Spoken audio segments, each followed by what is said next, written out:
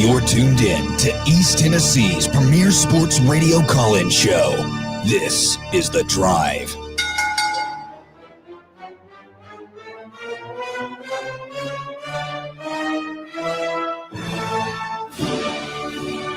And hello, good afternoon, and welcome to another stellar edition of The Drive here on Fan Run Radio. Russell Smith punching the time clock at 3:01 on your Tuesday afternoon edition of the show. Welcome in. Hope you're doing well. Beautiful day here in East Tennessee as we are Joey Kent days away from kickoff. That's 11. Feel like Joey may be one of the more underrated Vols all time. He's an interesting player. He's an interesting player because, I don't view him as underrated because he left here the all-time receiving leader. But his name just doesn't seem to come up as much as it should be of a player of his stature. Well, he didn't have a good NFL career because, well, let's face it, you talk about of all the players that were ever in the right place at the right time, Joey Kent. I don't even know if there's a close second. Like, you happen to be the senior receiver. I know he's a junior in 95, but you happen to be the most veteran, experienced receiver on a team that had Peyton Manning his first true year as the starter in 1995 and then 1996. He benefited greatly from Manning. And, we certainly had more talented receivers, but we haven't had many more productive receivers. Well, no, we didn't have anybody that ever – to me, there's Joey Kent, Marvin Harrison, and Reggie Wayne. Those three are the three that I watched Peyton throw to, that they all three seem to have that weird connection with him. He was always those guys were always right where Peyton wanted them to be. In terms of quality of receiver, like who would you? Harrison or I would probably have Reggie Wayne a little bit over Harrison. I would too. I think out of the three, Harrison's probably the toughest. The weirdest part about Harrison's whole career to me is the off the field stuff. Yeah, because it's so far out there. It's like, he was in some dangerous stuff. Well, allegedly, him and his brothers were extremely dangerous guys. Well, I remember him at Syracuse back in the early 90s, man. The thing about Harrison, the people will tell you, is like he was the best at not – in an era when receivers could get blowed the heck up in professional football. Like Marvin Harrison was a small dude, maybe 6 feet tall, probably 5'10", 5'11", and 160 pounds soaking wet. But he was the best at catch the ball and fall down. Who's the kid?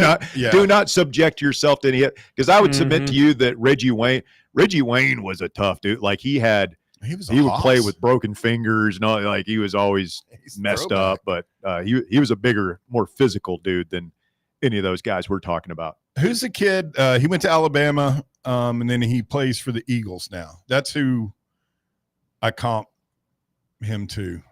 Jamison Williams? No. He plays with the Eagles right now. As a receiver? Oh, yeah. Devontae Smith. That's who. They're basically the same size. Yeah, no, that for Harrison. Mm-hmm. Yeah, that's the best comp. Yeah, small dudes. Really good at getting down and avoiding getting walloped. Yeah.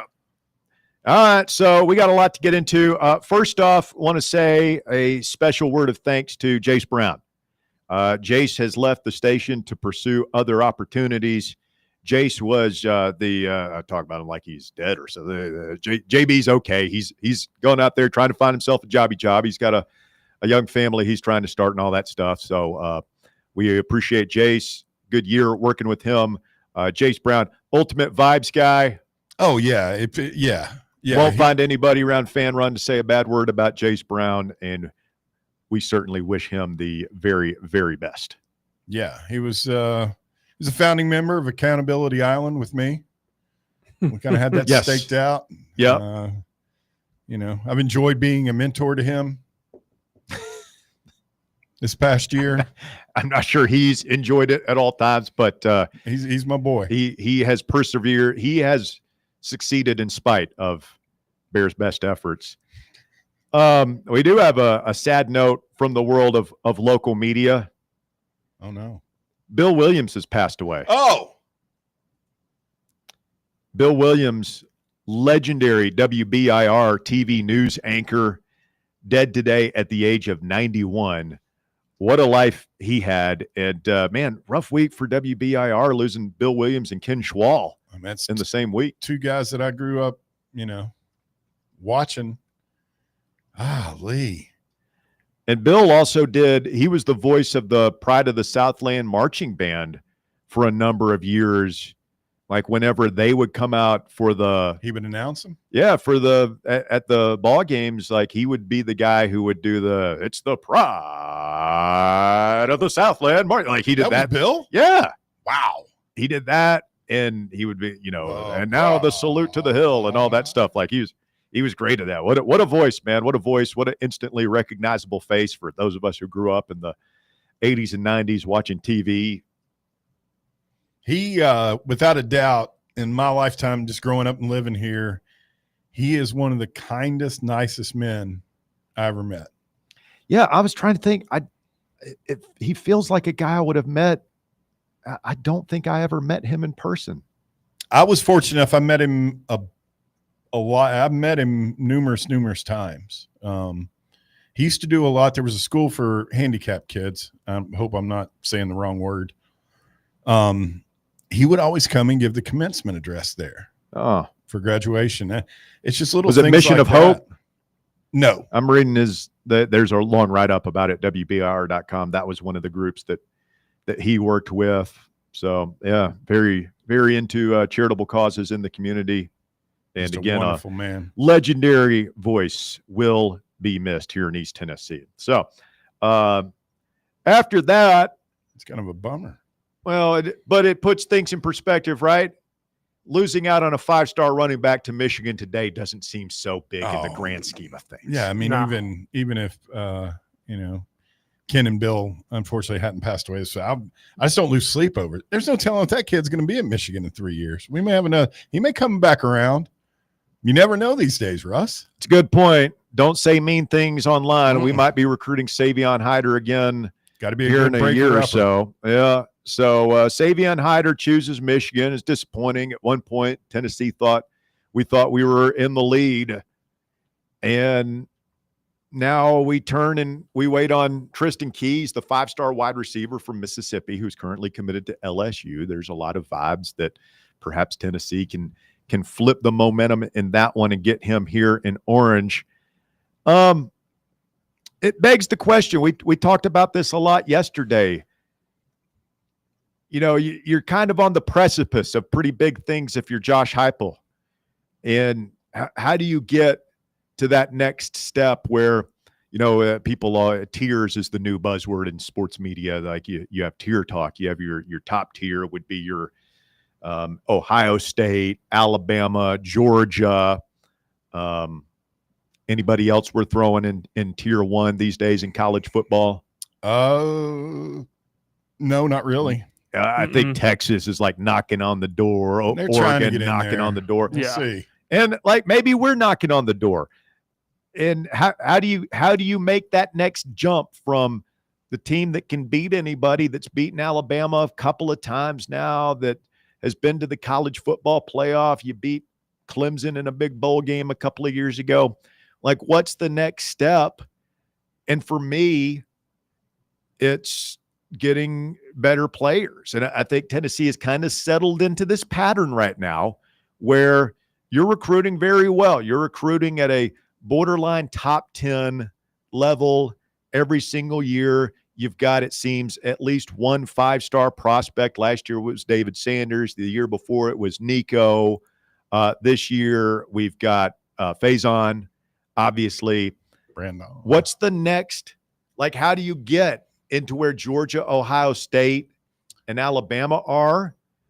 To me, it's signing more than just one of those guys every year. You got to stack them, man. You got to get 3 or 4 of those dudes every year. That's what Fulmer was doing back in the day. That's what Nick Saban did for 15 years at Alabama. That's what Ryan Day is doing right now. So how do you make that jump? How do you go from getting just one of those guys to a bunch of those guys? It doesn't seem like Josh Heupel is captain personality. I'm not saying that to put him down. I just said, like, that's just an observation I think most of us can agree on. Go ahead. Sorry. Is it just a thing where you money whip people, you just throw money at people? That was the reason for taking the Adidas money, is like, hey, it's going to help us in recruiting. That's what we were sold. My opinion is like, and I get that, because I do think you are going to have to money whip some of these high-end recruits if you want to get into that top tier. But Ohio State's going to be able to find that money.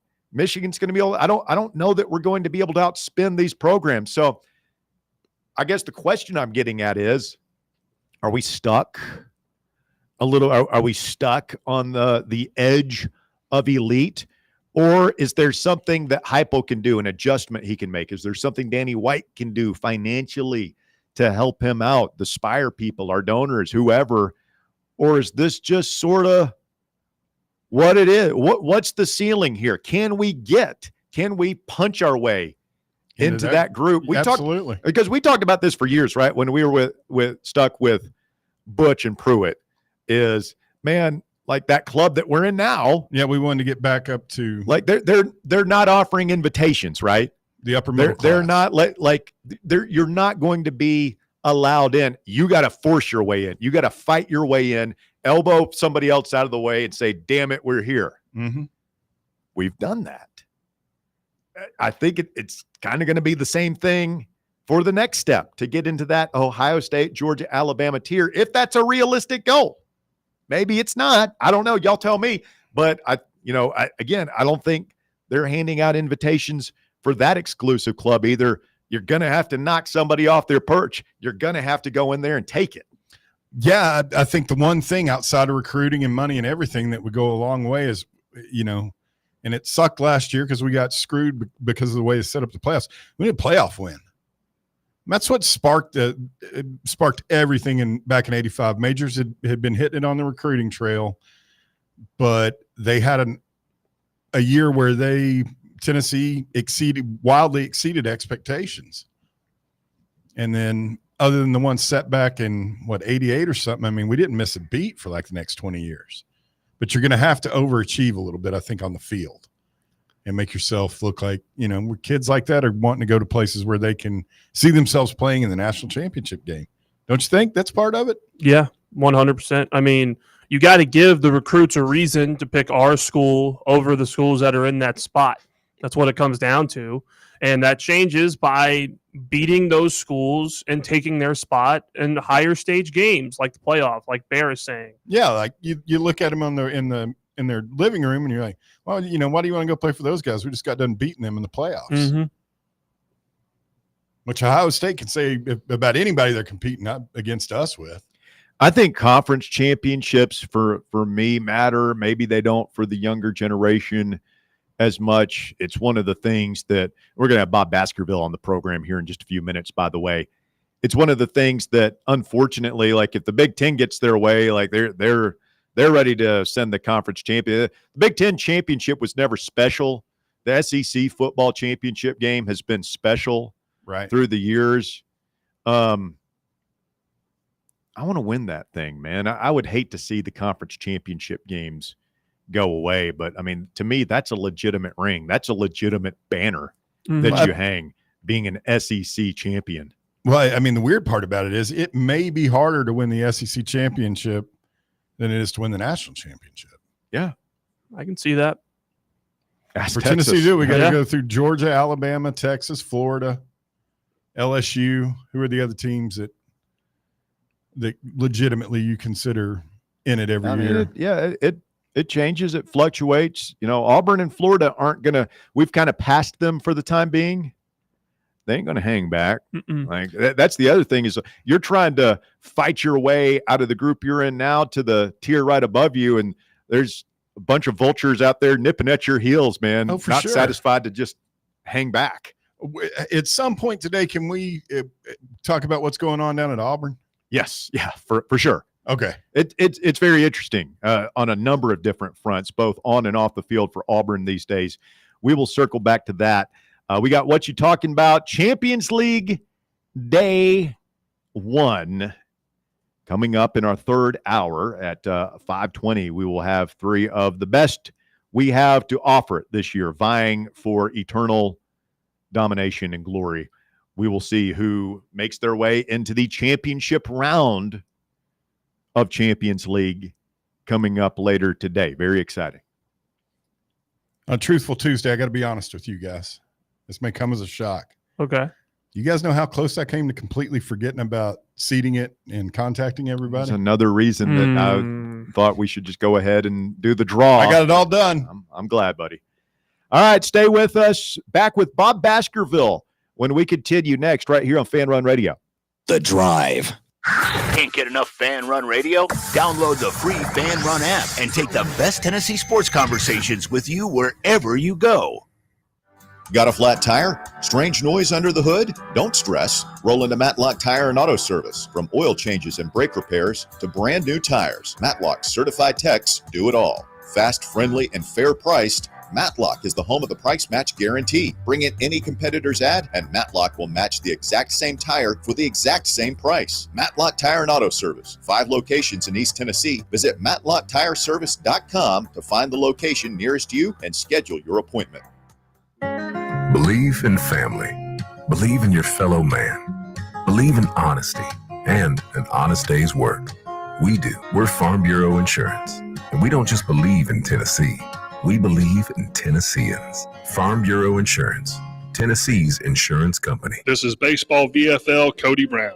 Farm Bureau Insurance is the official insurance for Tennesseans. Believe in me for all of your insurance needs. Give me a call at 865-992-3871. Ready to launch your career? Axle Logistics is a leading third-party logistics company where excellence is an energy.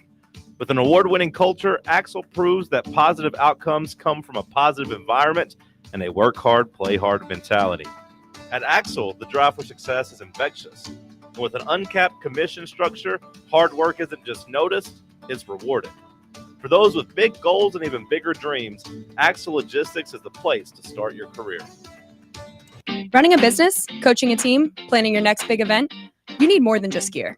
You need SM Athletics and Logo Solutions. Custom uniforms, branded apparel, promotional products, done right, done fast, and built to show off your brand with pride. From local businesses to high schools to major universities, SM Athletics is trusted by winners. Get real service, get real quality, get noticed. SM Athletics and Logo Solutions, where your brand comes to life. Visit smathletics.com and let's build something great together. Got a problem tree looming over your home? Call ECR Total Landscapes. Whether it's trimming, removal, or storm cleanup, our certified pros get the job done safely and efficiently. We're licensed, insured, and ready 24/7 for emergency calls. Big or small, we cut them all. ECR Total Landscapes.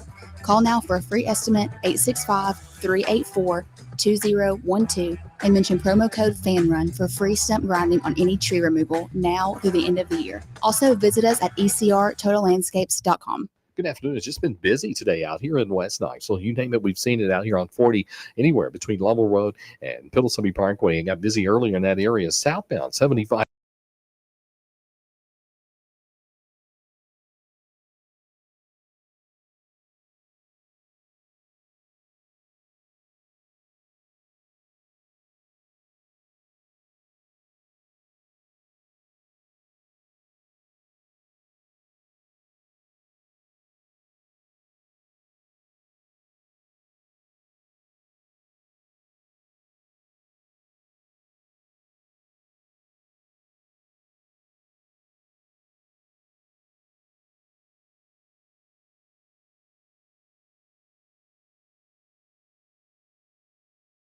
To be joined by one of our Fan Run brethren here, the great Bob Baskerville, heard weekdays on Under Review from 10 a.m.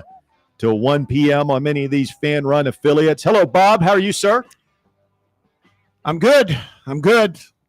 been kind of bouncing around today. Did the show, had a meeting, coming back, doing another show. Yeah.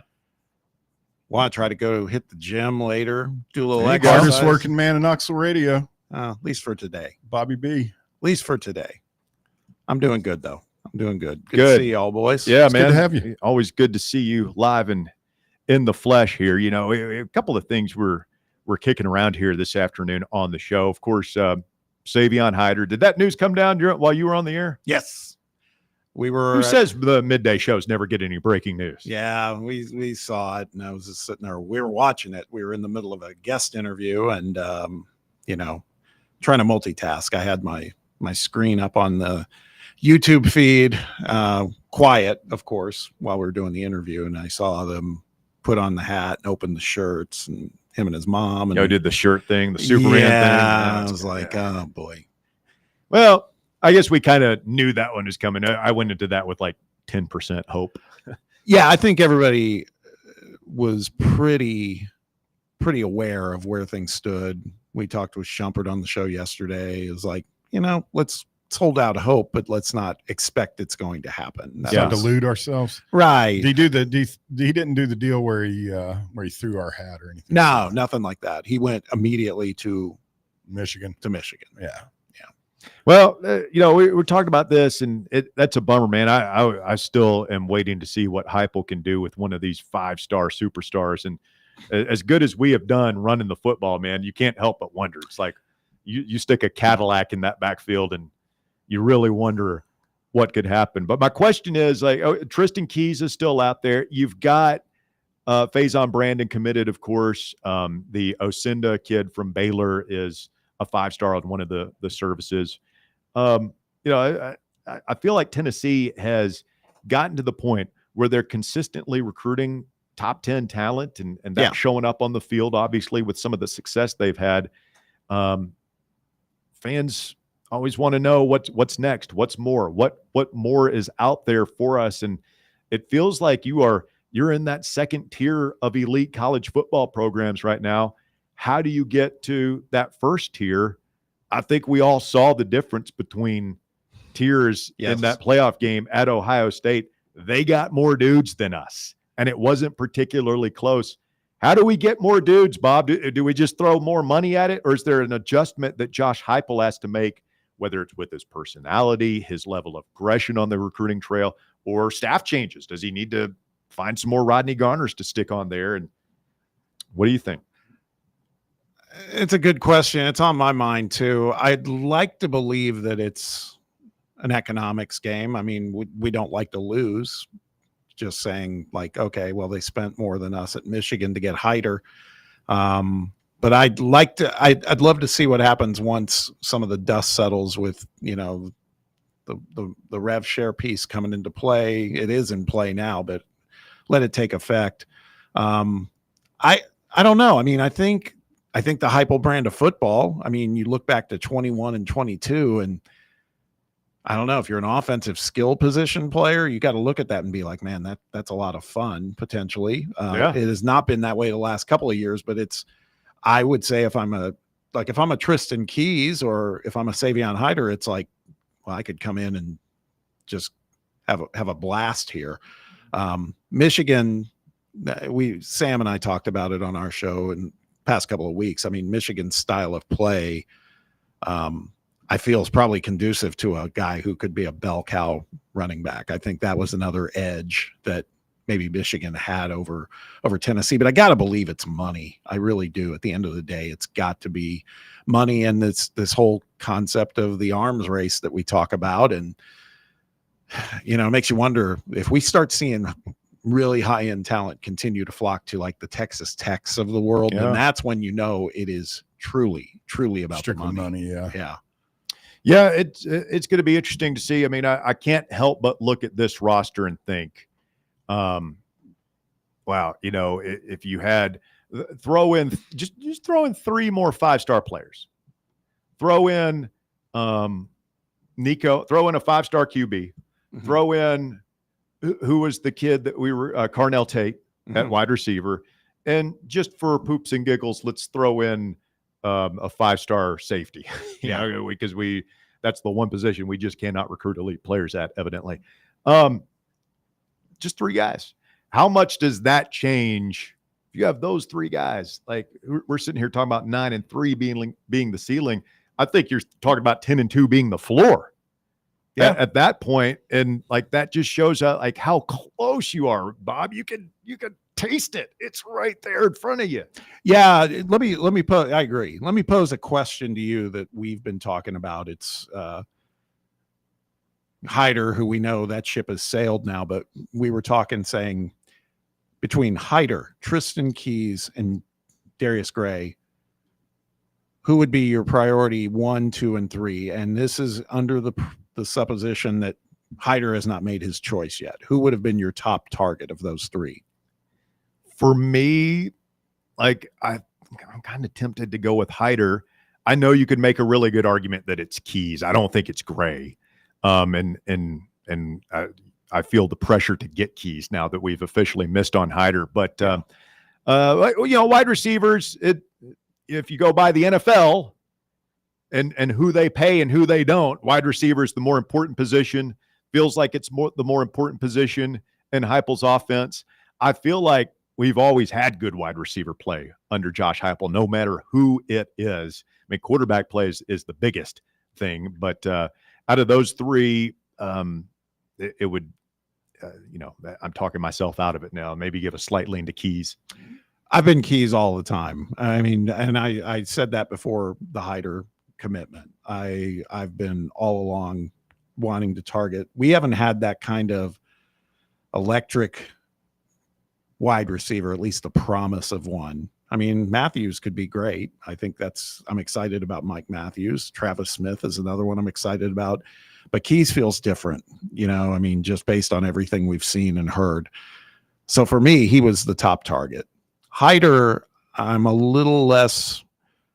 Look, I was bummed when we got that news today, but at the same time, I don't know. It feels like we've had a pretty good track record with what we're doing at the running back position, and those have not been 5-star guys. Yeah, so that's what I was saying yesterday. I feel like I mean, we've put how many running backs in the NFL now? So with Heupel. So yeah, have you do you guys really think that Deshaun Brame is going to play a big role this fall as a true freshman? Because that's everything that all the buzz. That's one of the storylines. Yeah, I mean, I guess we're hearing that Josh is saying that because that's very on Josh. Yeah. That's what I'm asking you guys. Like, do y'all really think that? Because everything I've ever seen out of this guy, I doubt very seriously whether he plays more than his 4 redshirt games. Yeah, I mean, and I'm just thinking about Kitzelman and Ethan Davis probably have something to say about that too. I mean, I would say unlikely.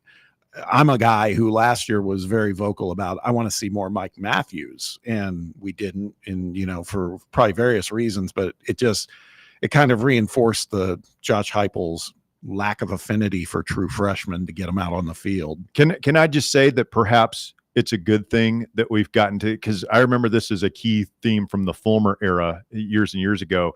The star freshman recruit that all the fans want to see that you don't see, maybe the sign of a healthy program, and that there weren't many of those dudes during the Butch and Dooley years of, oh man, I really want to see. Like, generally you'd either be playing a guy or you didn't have that guy.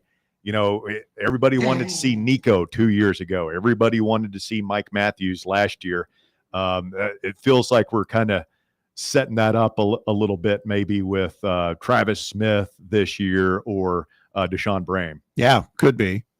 I'll call you and raise you on that too, Russ. One of the things I've been saying, because when the Aguilar appointment as QB1 came out, there was a lot of discussion of, well, that means likely, somebody's going to be gone in those backup roles. And my inclination would be Merklinger eventually, not to say right now. But I've always said that that's the sign of a program that we should aspire to be too, because if you look at some of the healthiest programs, Alabama, Ohio State, Georgia, you see a steady flow of transfers out. And it's not because that they're necessarily problems. It's more about playing time. And there's just not enough seats.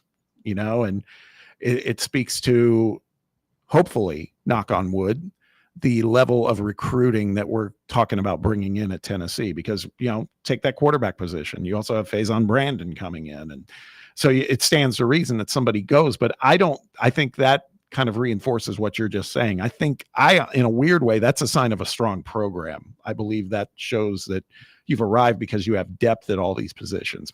Now, wide receiver, not so much right now, but that's just one example. And I think that's, in some ways, that can be a good thing. I would wish Merklinger or whoever all the luck in the world moving forward. But, when you have 3 or 4 quarterbacks in your quarterback room and they're all good, that's not a problem at all.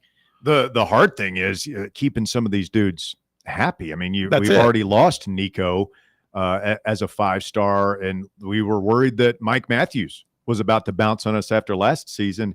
And here we are talking about a kid, Tristan Keys, who's already had a goofy recruitment, right? He was a strong lean to us, up and commits to LSU out of the blue. Yeah. Like caught Tennessee coaches completely off guard. To their credit, they've stayed on him, and it sounds like we might flip him yet, but he's not even committed, Bob, and I'm already worried that we're not going to play him enough in 2026 to keep him happy, and then he might bolt, because I'm, looking ahead. We all know how we don't rotate receivers much. I'm kind of looking at, 2026, you're probably going to have Travis Smith and Mike Matthews on the outside with Braylon Staley in the slot, and Tristan Keys is going to have to, he's going to be in the position that Travis Smith is going to be in yet this year, that Mike Matthews was in last year. And it's like, can we keep him happy for a year while he develops? It's fair. Welcome to college football in 2025. I think it would help if the guys that he's behind keep getting drafted and making it into the NFL. I mean, we had guys all the time, like, again, don't want to get up on the porch too much here, but, Joey Kent had to wait a year. Nash had to wait a year. I'm sure if you go back and look at Alvin Harper and Carl Pickens redshirted. Carl Pickens redshirted, which is crazy. I mean, like, that would never happen. Yeah. But it's a sign of the times, man. You gotta keep these guys happy. But again, the thing I keep going back to is there's a problem for Josh Heupel. It's a problem for Kalen DeBoer. It's a problem for Ryan Day. It's a problem for Billy Napier, whoever. They're all fighting the same battles. Managing these egos. Speaking of wide receivers who, this one does not have to complain about playing time, but did you see this video that was on social media of Jeremiah Smith's appearance at Dick's Sporting Goods? No. Any of you seen this? No. Haven't seen it. He made an appearance. It looked like a paid appearance over the weekend. And you should check it out. The video, it's absurd. It is. Dick's looks like a small arena for like a musical act or something. Really? So many people, because they knew he was coming, and he had security around him as he walked in. And I mean, it was like nothing I've seen for a college athlete, but that's what it's become for Jeremiah Smith. So kind of crazy, but it's definitely worth a look. I have to go check that out. All right, Bob, wanted to get you in here as our resident Hoosier State former resident. Yes. Our Indiana guy. I got to ask you about what's going on with Indiana's mascot, because this is going to transition into our fun topic of the day. For people who haven't followed this story, Indiana, and I'm reading this article on ESPN, and it hits me. What the hell is a Hoosier? There's a whole history on that, and this sounds like you say that like, we don't have Russell. You don't want to know. There's all sorts of. Some people said it was a slang saying like, "Who's your daddy?" It was that, and I mean, there's all sorts of things. I am not an Indiana fan, even though I'm from that state. You're a Boilermaker. Yeah, you're one or the other, and most people are actually Indiana fans. To be perfectly honest, they are obviously the state school, and they have a much larger fan base than Is Purdue the Vanderbilt of Indiana? Yeah, that'd be the right way to put it. Yeah, it's a hard academic school to get into, and all of that. That's what I thought I remember that it was like a really prestigious academic. Yeah, really strong engineering school. So in there, particular, story at ESPN.com today. There's a movement to bring back the bison. Apparently, at one point they had like a bison, a buffalo, mascot for Indiana. Oh, you know, Colorado's got to love that.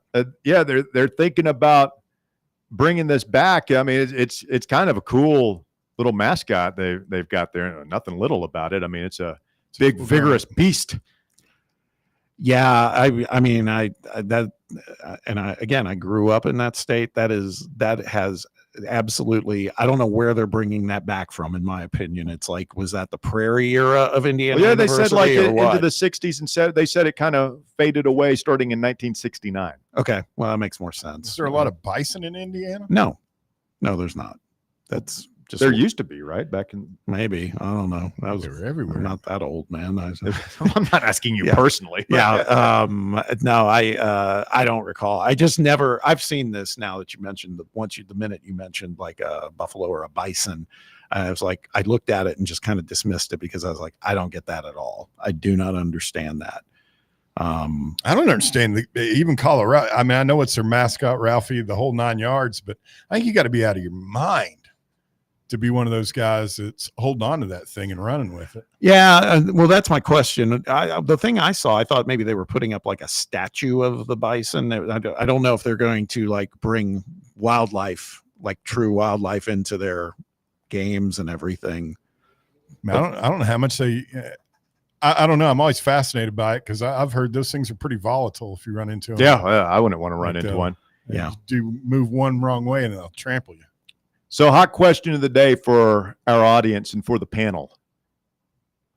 Best mascot in sports besides Smokey. We're just going to take Smokey and put him in the corner for a second. We all agree Smokey's great. Rah, rah. Who's your favorite mascot in the world of sports? I got one. It's yours. Puddles the duck from Oregon. I didn't even know his name was Puddles. Puddles the duck from Their Oregon. duck is pretty cool. Their duck is really cool. I'm sitting here trying to figure out between which incredibly dangerous wild animal. I don't know. I always like Mike the Tiger down at LSU. He's cool. Partly because LSU would park that thing right outside the visitor locker room. He'd just be sitting there in his cage. Yeah. Imagine that'd be pretty intimidating. The Philly Fanatic. Ooh, Fanatic's pretty good mascot. The gorilla from the Suns. The Phoenix gorilla. Your guy Blooper. The San Diego Chicken. The guy who started it all, Bob. San Diego Chicken, quality mascot. Is he still active? I feel like I haven't heard about San Diego still has the chicken or not. The original guy was incredible. How did you get rid of the chicken? I don't know. Who's the mascot for the Philadelphia Flyers? Oh, that wild looking thing. I don't know. It's a strange thing is weird. Strange Nightmare looking. fuel. Yeah. Mm-hmm. Strange looking. The other one I love, I gotta admit. Gritty is his name. Gritty, that's right. Hit the Gritty. And I don't know if it's still their mascot, but I remember being at a Rose Bowl and Stanford was in the Rose Bowl. The tree. I love the tree. I love the tree. I love their Tree is band. awesome. Their band's great too. I mean, I thought you were going to say the Roman Centurion or whatever from USC. Nah. That drives his sword into the ground. I like USC's whole thing with the, the dun, dun, dun, dun, dun, dun, dun, dun, dun, the V thing, the sweaters on the song girls. I mean, Pom Pom girls. like the whole thing. They call them song girls out Is there. that what they're called? Yes. Yeah, it's the whole vibe around Sure used to USC be is pretty pom-pom. cool. Yeah. Oh yeah. Mm-hmm. Yeah, so I like the tree. And that Rose Bowl I was at was Stanford against Wisconsin, which was a pretty elite mascot game because the Badger, not a real life Badger, but the Badger in costume, I think is kind of cool too, with the big W sweater and that big Badger head. I think that's pretty cool. But Stanford tree is a tough one for me I just love the kind of irreverence of it all. Yes, yeah, that's what the band, the whole thing. They're very iconoclastic, I guess. Yeah, kind of like we don't care. We Yeah. just we're gonna go and The band was survive always on vibes. poking their feet, like they're always touching the third rail, whatever it could be, and just making fun of their opponents and stuff to the point where they would occasionally Go over the line. get across the line. There were a I couple think of so. reprimands. Yeah. There was even a suspension, maybe at one point. Might have been. maybe. Suspended the band. What about the Miami bird? Was it a pelican back in the day? Pelican stork or something? egret. Was it or- ISIS Or or an ibex? not, Ibis. not Ibis. Yeah, Ibis. ISIS would. Yeah, all right. That'd be a different kind of mascot. Yeah. Yeah. No, I like the Miami. I thought about that. The is it an Ibis? Is it an Well, I mean, egret? since we switched to Adidas, I keep looking at Miami, and I don't understand. They had one of the all-time great classic uniform color combinations. I think ISIS probably, like, if I were advising on PR, a mascot could go a long way. I'm just saying, like, a cuddly puppy or something, a kinder, gentler terrorist group. Yeah. Just like a cuddly looking animal. Yeah, I mean, it's all about imaging. I always say that, I don't think that's high on their list. No, I was thinking about brand image or anything. Bloodlust war. Yeah. Killing the infidels. Yeah. I don't think they're sitting down going, "Hey, what's our mission statement today?" Yeah, I don't think so. I don't know if they have a mascot. I'm saying, like, again, I'm not taking sides here. Well, I am taking sides. I take our sides. But, if they needed help, it's like, hey, man, you're not winning hearts and minds with the whole chopping off heads and, what about Garb and you need to everything. maybe hook up with Greg McDermott, the Buffalo coach, and talk a little bit about this stuff. Do you not remember that? No. Okay. Oh, yeah, he had a 9/11 faux pas. Yeah, he kind of likened their that's team right. yeah. I remember it's a very, very insensitive but very funny. Hey, man, pump-up you're a speech coach. that he You're gave. looking for ways to motivate your team. They can't all be hits. Every now and then you swing and miss. I mean, you swing and miss. That was a pretty big It swing was and big miss. swing. And then you can whatever. You remember when Paul Westphal got canned? I do, but I'm not sure what the Remember premise the phrase he used in a locker room full of grown men in the NBA? No, but I'm piecing it together. I'm piecing Spear. Yeah. Go. Yeah. Can't do that. Yeah. You're talking, and two of them were Steven Jackson and Vernon Maxwell. Yeah, those guys are ended nuts. poorly, huh? Yeah.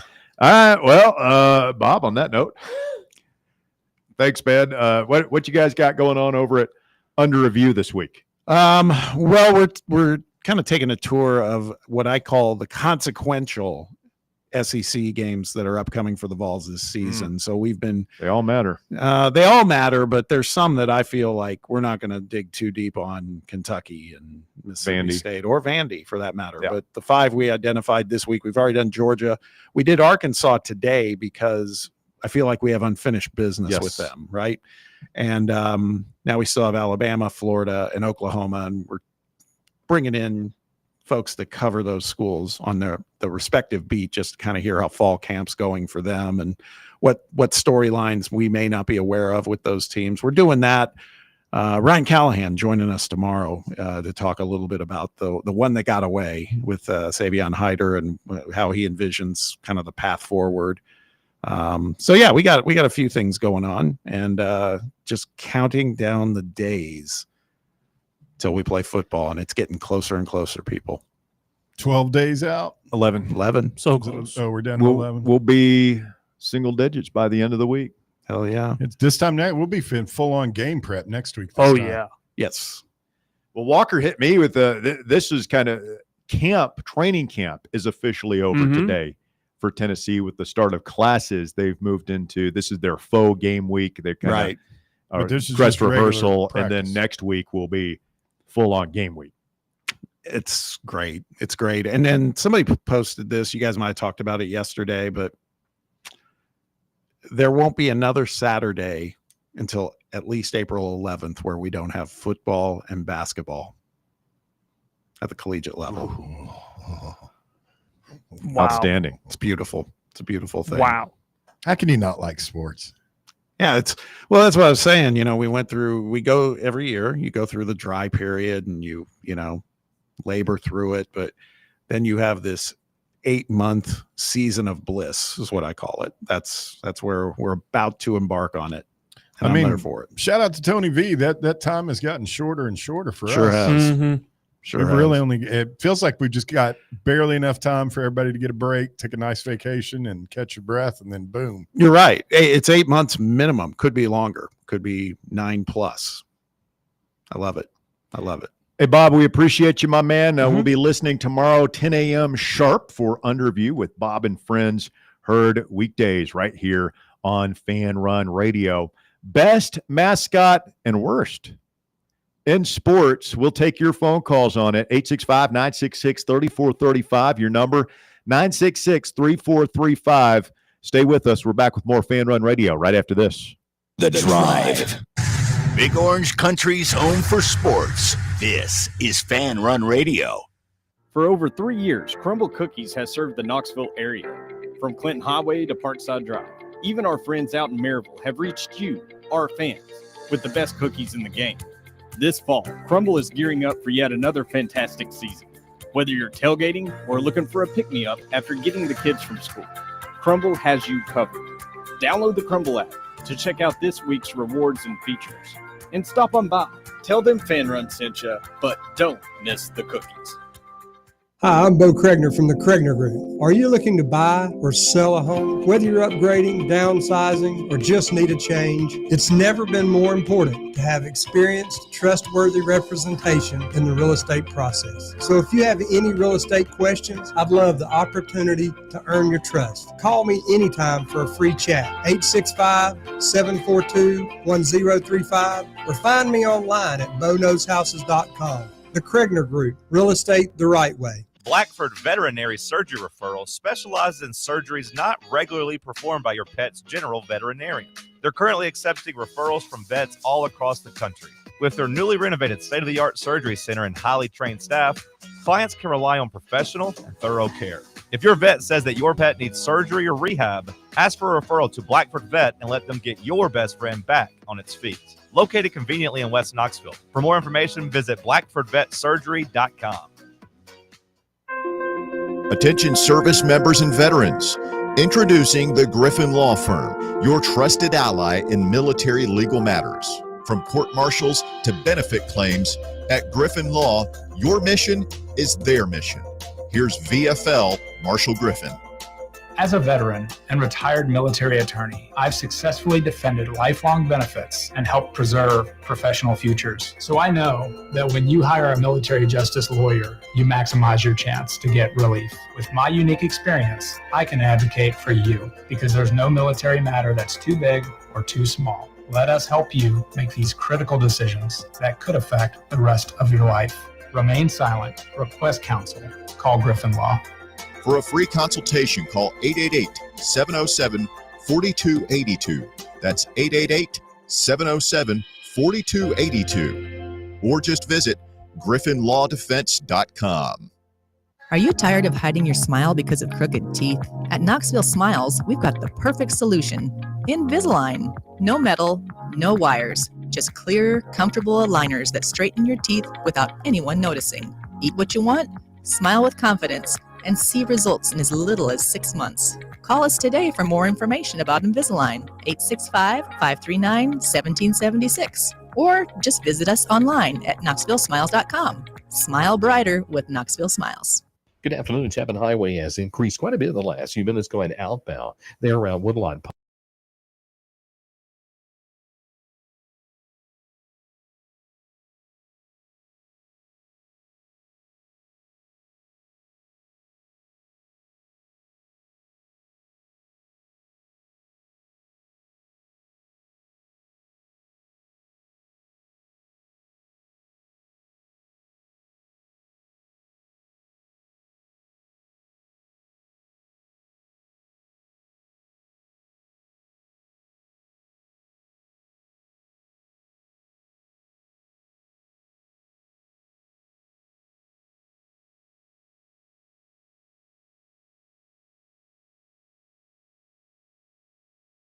Afternoon edition of the show. Russell Baird Walker cruising with you. Thanks to Bobby B for stopping by and jamming with us. Always enjoy our little chats. Senor Roberto.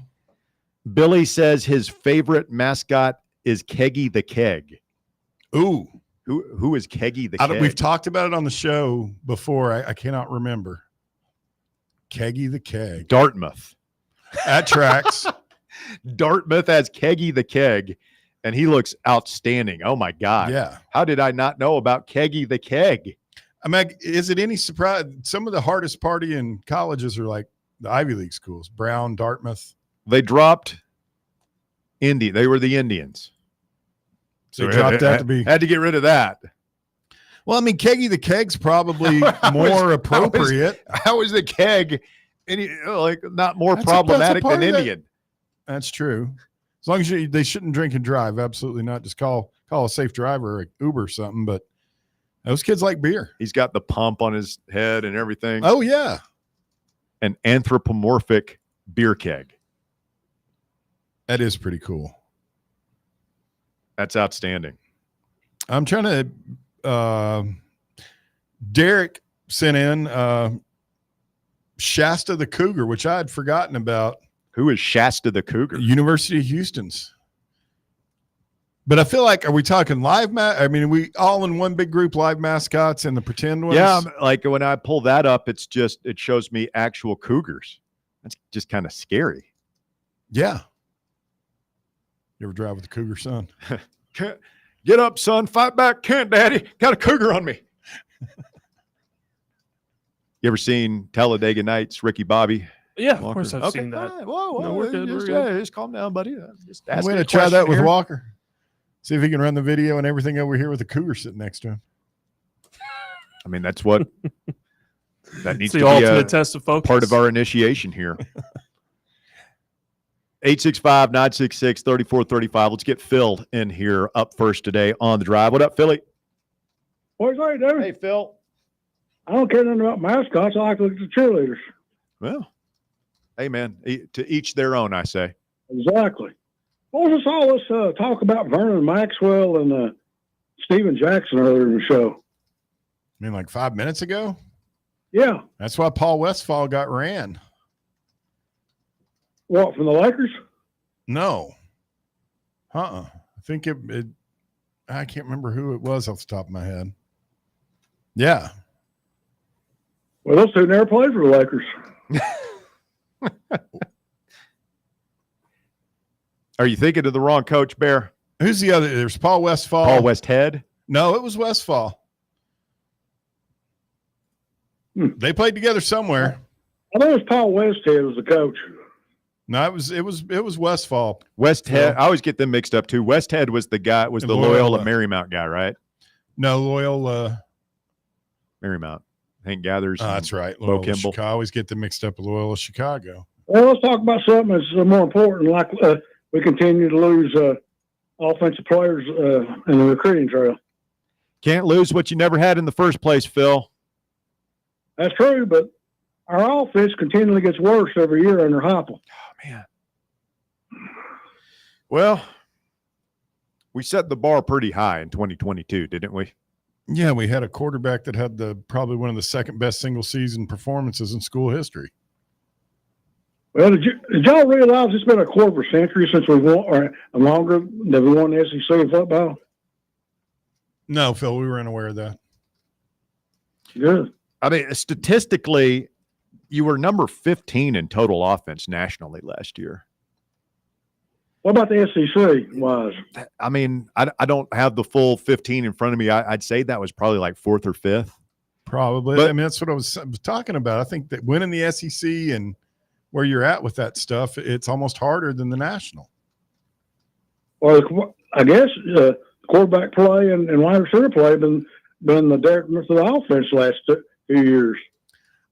I'm not going to go there with. I've been wanting. I'm glad you said that, Phil, because I was wanting to talk to everybody about that. Like, everybody's been posting all these videos on social media. Like last year, somebody put together a clip. I feel like our receivers every year are running wide open for most of the game. Our receivers get open. Now, past 2 quarters, yeah, they did. Did they? Yeah, I thought they were open pretty. We missed a few. Nico missed a few. I think is. I can see. I'll send you a link to the video I watched, Phil. It's the one last night that was going around about the Ohio State game. Yeah, well, there's that one and just a cut. There's a bunch. Yeah, there were a bunch. Send me some video of Squirrel White, and I'll be happy. See. That's just he's reached full sour mode. He was one too. There was a play early in the Alabama game where Squirrel had gotten loose and Nico. I mean, it is a long throw. It is a hard throw to make. I don't want to downplay this, but like Squirrel was open and he dove. It was just off his fingertips, but like a perfect pass is a touchdown. I'm just going to throw this out there, Russ. If I'm paying you $2.5 million a year to play football, that's a throw you got to make. Yeah. Especially if you're going to turn around and ask me for a damn raise. and hold me hostage. Yeah. No, I mean, I get it. Like you see your man and the ball hung up there for a minute. And, I mean, it just seemed like it was a long time before it would come down. Just the seconds were ticking away. And it was like the ball was late, maybe. Hey, we got to run. Stay with us. Hour number 2 of The Drive coming up next.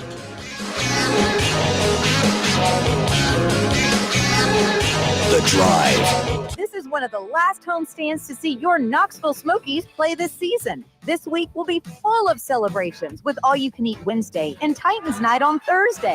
You could win a free Titans autographed jersey and tickets to an upcoming game. Then the weekend is packed with fireworks on Friday. Saturday is UT Night with a Dylan Sampson bobblehead giveaway and fireworks, and our day game of the week on Sunday. Grab your tickets now at SmokiesBaseball.com.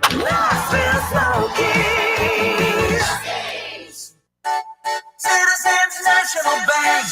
You want a bank that lets you bank when and where you want to. Your local branch, the grocery store, your computer, your phone, it's up to you. You want people who care about taking care of you and your money too. Citizens National Bank. Banking never felt so good. Rickard Ridge Barbecue, located in beautiful Cove Lake State Park. Rickard Ridge is home of the best ribs in the Volunteer State. Smoked daily by pitmaster Mark Rickard. The barbecue at Rickard Ridge is mouth-watering, fall-off-the-bone delicious. Take the scenic drive up I-75 to exit 134. For directions and to look at the rest of the menu, visit Rickard Ridge online at rickardridgebbq.com. When it's past high noon, it's time for a vodka soda made with a vodka you've actually heard of. I'm talking White Claw vodka soda made with White Claw premium vodka. JB Smooth only drinks vodka soda made with the world's smoothest vodka. And you can too. Pick you up a bottle of the triple wave filtered vodka that's been distilled 5 times. White Claw premium vodka comes in 4 flavors: black cherry, mango, pineapple, and just vodka. You haven't had vodka like this. No one has. White Claw premium vodka. Please drink responsibly. Hey, folks, if you're in need of a lawyer, you need to call my friend Jerry Givens. I've known Jerry since high school and can personally vouch for him. He's East Tennessee through and through. And if you're going through a divorce, bankruptcy, or a DUI case, you'll need someone you can trust on your side to help you navigate the local legal system. You can trust Jerry Givens. Call the law offices of Jerry Givens today at 865-801-9250 to schedule your free consultation. That's 801-9250. Barley's has live music on weekends, general team trivia on Wednesday nights at 8 p.m., and now live sports trivia courtesy of the Knoxville Trivia Guys every Thursday night upstairs. The game starts at 7 p.m. and is free to play for everyone, so head on down to the Old City and show off your sports knowledge and win gift cards to Barley's. Use those gift cards to buy some delicious food and drinks, and you can take it all in with their wide selection of TVs and indoor projectors. Barley's Tap Room and Pizzeria. You're listening to FM 105.7 and AM 1340, WKGN Knoxville, and W289CU Knoxville, Fan Run Radio. Hello, is Tina there? Who's this? Yeah, this is Vince from the hit reality show Wives Don't Tell. Tina applied for our show to confess that her husband won't go to the doctor to get his erectile dysfunction checked. She said she's ready for a guy that can bring the heat. All right, what the is going on? You know you're talking to her husband right now?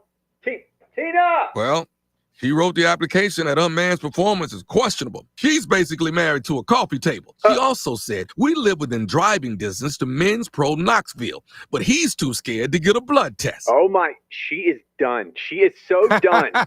Got you, Mike. It's Nephew Tommy. Ain't no reality show. It's a prank. Men's Pro Knoxville is the real deal, fellas. Local experts, test results in minutes. Call 865-544-8220 or hit menspronknoxville.com before your lady books a new co-star. Men's Pro Knoxville, making it happen. It's time for the Drive's Top 4 at 4. Hour number 2 of the drive underway here on Fan Run Radio, and time for your top 4 at 4. It's brought to you this afternoon by Barley's Tap Room and Pizzeria. We will be there Thursday. Getting ready for sports trivia. Come down and try your luck against the drive. 7 p.m. We'll be there 3 to 6, eat a little dinner, and go flex on these fools. I got a feeling 3 of us could do some damage. Sports trivia.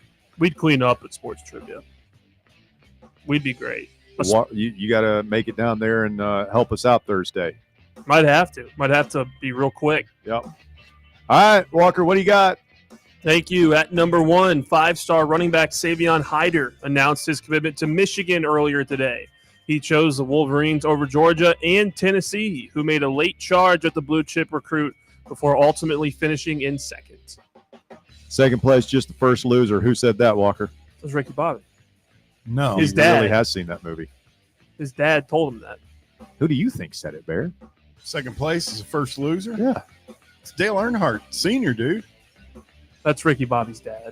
Pretty sure it was Ricky Bobby. You go ahead and look it up, bro. But I guess it's a nice consolation prize. Like I said, we play nice. Maybe Sharon Moore Flames out there. They have a coaching change, and we go in there and welcome him back to Rocky Top. That's about the best. The other guy, there's also another maybe borderline 5-star running back in-state down at Baylor who we're hot on the trail of this next year. So maybe you get him in there. And we got some good running backs. The portal, you never know. We'll be okay.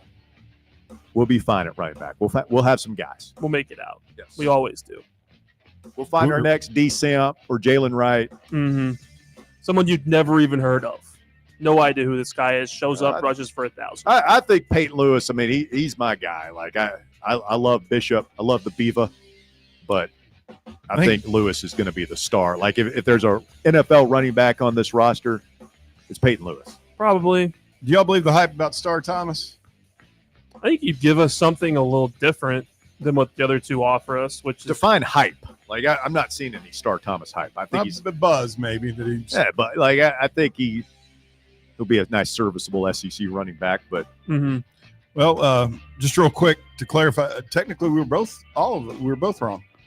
Oh, Dale Earnhardt popularized it. Enzo Ferrari is who originally said. Oh. I still attribute to Ricky Bobby. Well, smooth brain. Go ahead, Walker. At number 2, preseason camp concluded today, and Josh Heupel gave his final preseason press conference this afternoon. He addressed the decision to start Aguilar this season, saying he, quote, continued to grow and take steps and understand what we're doing all through camp. He also said Boo Carter has continued to grow on the things we've asked him to, and that the competition for starting center is still being fought. Pendleton and Satterwhite at center. Still figuring out who that one's going to be. I got a feeling it's going to be Pendleton. Sounds like it. Feels like it. Is that kind of like the last position battle that's kind of up at camp now? Other than Aguilar and Merck, it's probably the most important one that's going on. Yeah. So who's going to anchor that line and make all the calls and, make it so that Joey Aguilar or Merkling or whoever the quarterback is. Yeah, I guess the only other thing I'm really kind of keeping an eye on is, like, what's up with Brazel? Is he – because he hasn't practiced much. He hasn't scrimmaged at all. They really like Travis Smith. Is there a possibility that we start a true freshman at that primary right side wide receiver position this year? I think it's a real possibility. Brazel's got to get healthy and get out there and be on the field, and he's got to beat out a very talented player. Yeah. And I see that. I wouldn't call that of a competition between Travis Smith and Brazel, because if Brazel's healthy, Brazel starts. I feel like that's a pretty good sentiment. Yeah. But as with Pendleton and the other guy, I'm forgetting his name, Fairchild, is that right? Satterwhite. Well, man, it sounds like he's also not just the injury stuff, but the extracurricular. Yeah.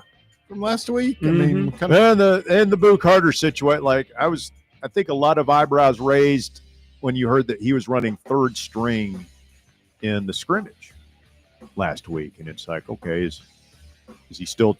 Is that just a matter of him being in the doghouse? Like, how deep in the doghouse is he? Is he going to play against Syracuse? Is that something Heupel's going to talk about? I mean, is he in shape to play football? It's kind of like a lot of time off. if a tree falls in the woods and no one's around to hear it, Does it make a sound? Like if he's suspended but it's not announced publicly, is it really a suspension? No, I would be more inclined to think he just came when he finally got into camp. He's out of shape. I don't think that's it. I think these guys stay in shape year round. I think if anything, he's in better shape than he was last year as a true freshman. I just think it's in the doghouse for sure. Yeah, they're to keep with the canine theme here, rubbing his nose in it a little bit. See what you know what you did. Who knows what he did? You know, you know what you did. Like there's still. So you guys are basically saying if we had a game Saturday, he'd be starting.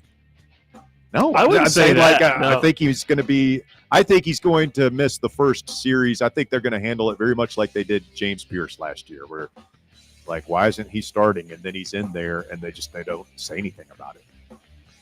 I hate that. At number 3, Colts coach Shane Steichen has selected Daniel Jones to be Indianapolis's starting quarterback, opting for the veteran free agent acquisition over the club's first-round choice, Anthony Richardson. Asked if this was intended to be a permanent move, Steichen said of Jones, quote, "He's our starting quarterback for the season. I don't want to have a quick leash on that. I feel confident in his abilities."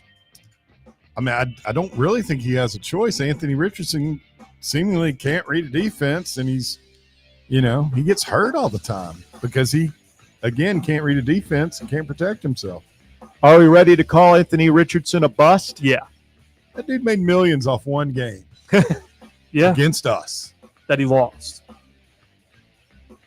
I'm inclined to give him a little more time. I mean, he's played, 10 games? Yeah. If you want to give a Gator a break, give a Gator a break. It's still 2 seasons. Well, he was pretty good in his 2 seasons. This is his third. He was drafted in 23. Yeah. All right. But he got hurt right off the bat in 23. He was pretty good before that. I remember, he was making some. He can make throws. He's incredibly talented. He's Florida's version of Joe Milton. In a way, I mean, he's like the super version of this guy. Looks like an athlete, has all the athletic traits. I think can Joe's throw a the better ball a quarterback. mile. That's a good question. Who's a better quarterback, Richardson or Milton? Oh, I don't think we've seen. I mean, right now, like Richardson, just because we've seen Joe play one game. yeah, what you want? Yes, It's true.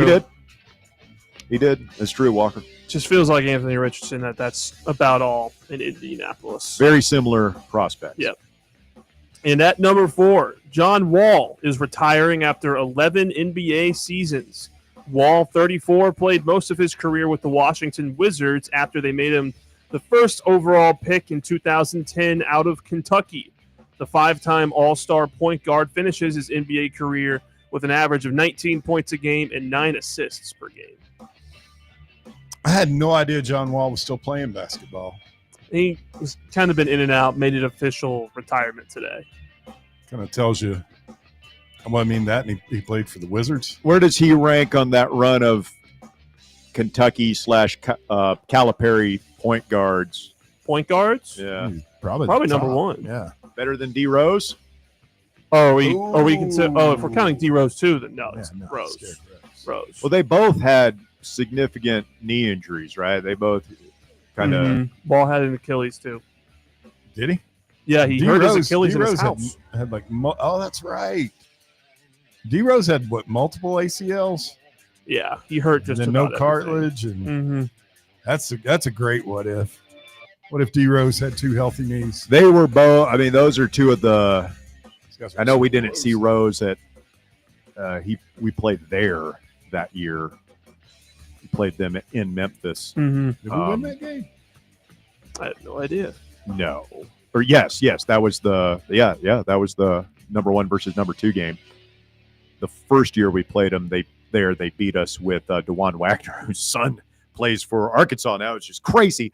But John Wall I remember seeing him in person, like one of the fastest, like point A to point B basketball players I've ever seen. Just incredible athlete. And Rose was even better. So thank you, Walker. That is the Top 4 at 4. It's brought to you by Barley's Pizzeria and Tap Room. Again, come hang out with the Drive this Thursday. We'll be there live from 3 until 6 p.m. And then sports trivia. If you want to get a group together and come at the Drive, 7 p.m. sharp, be there at Barley's. We'll be hanging out, having some pizza, a few beverages, if you want to come and say hello to the Drive on Thursday.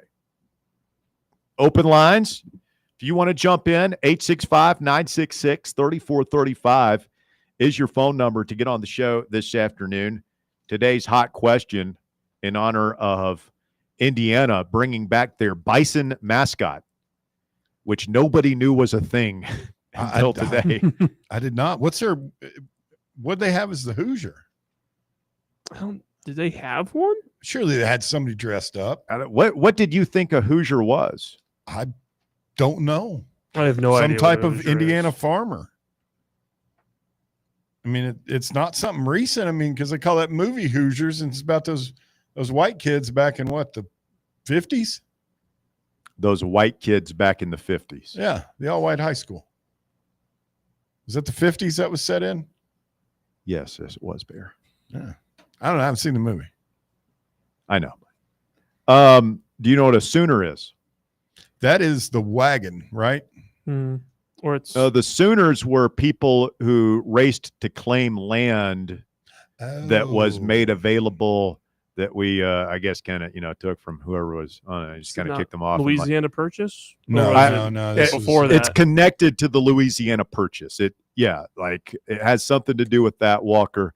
I'm not completely sure. This is drunk history. I'm completely talking out of my rear end right now, but I think I'm in the neighborhood of, like, Sooners were the people who they were homesteaders. They rushed onto the land in Oklahoma and basically squatted and said, "This is mine."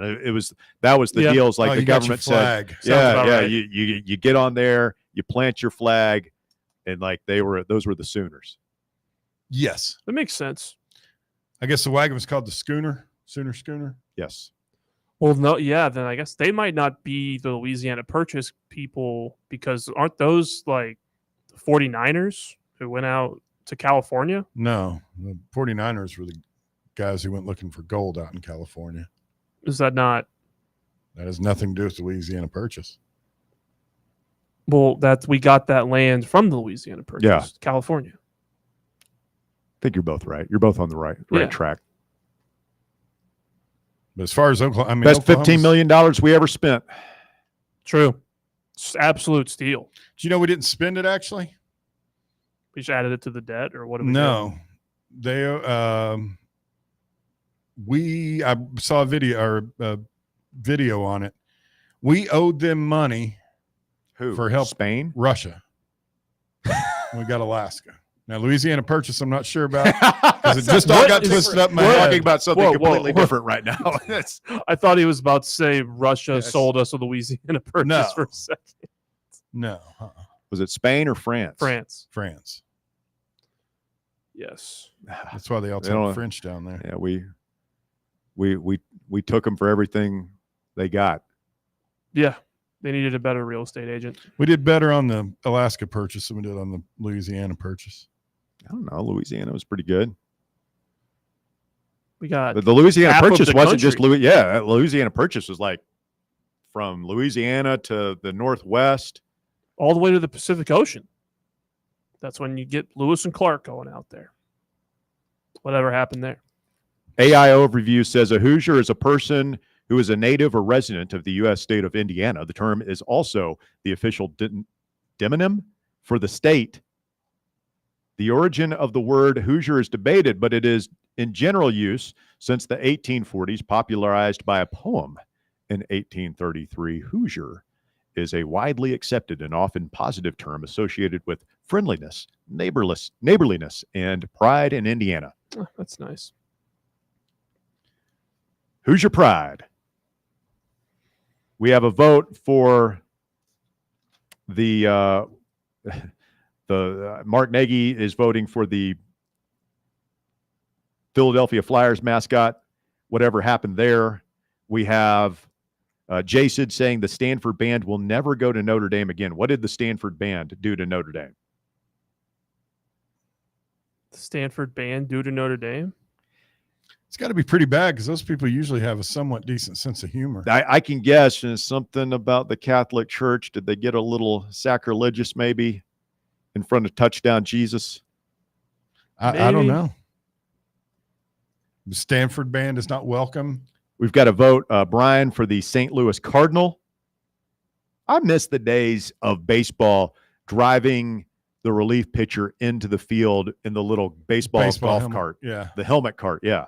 They used to have those at football games, too. They didn't drive anybody. They just were there on the sidelines.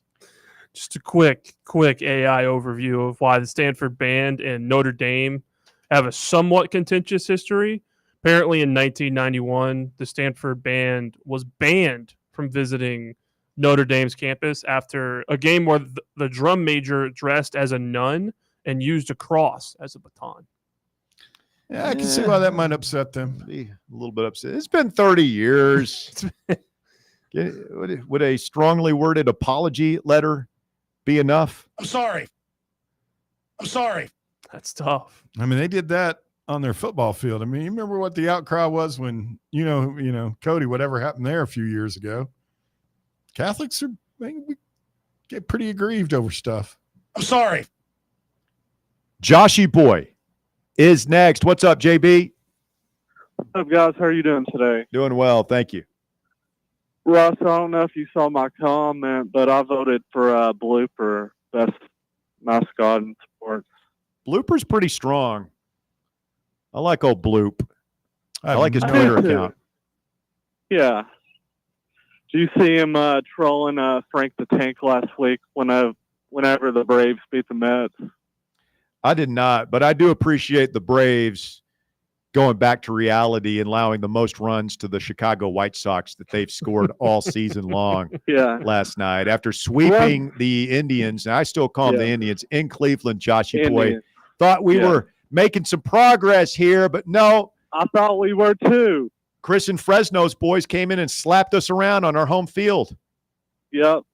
Russ, let me ask you this before I get to my question. Do you think Frank the Tank, do you think him getting upset over his teams all the time, do you think that's just an act, or do you think he really cares about his teams? Oh, yeah, that dude's a total psycho. Yeah, Oh. that's real. That's IRL. Oh, okay. So, gentlemen, we knew Aguilar was going to be named the starting quarterback, but what do we think about the decision that was named Aguilar the starting quarterback? I mean, I just think it was. I personally like it. Yeah, it's inevitable, right? I mean, he was the best player.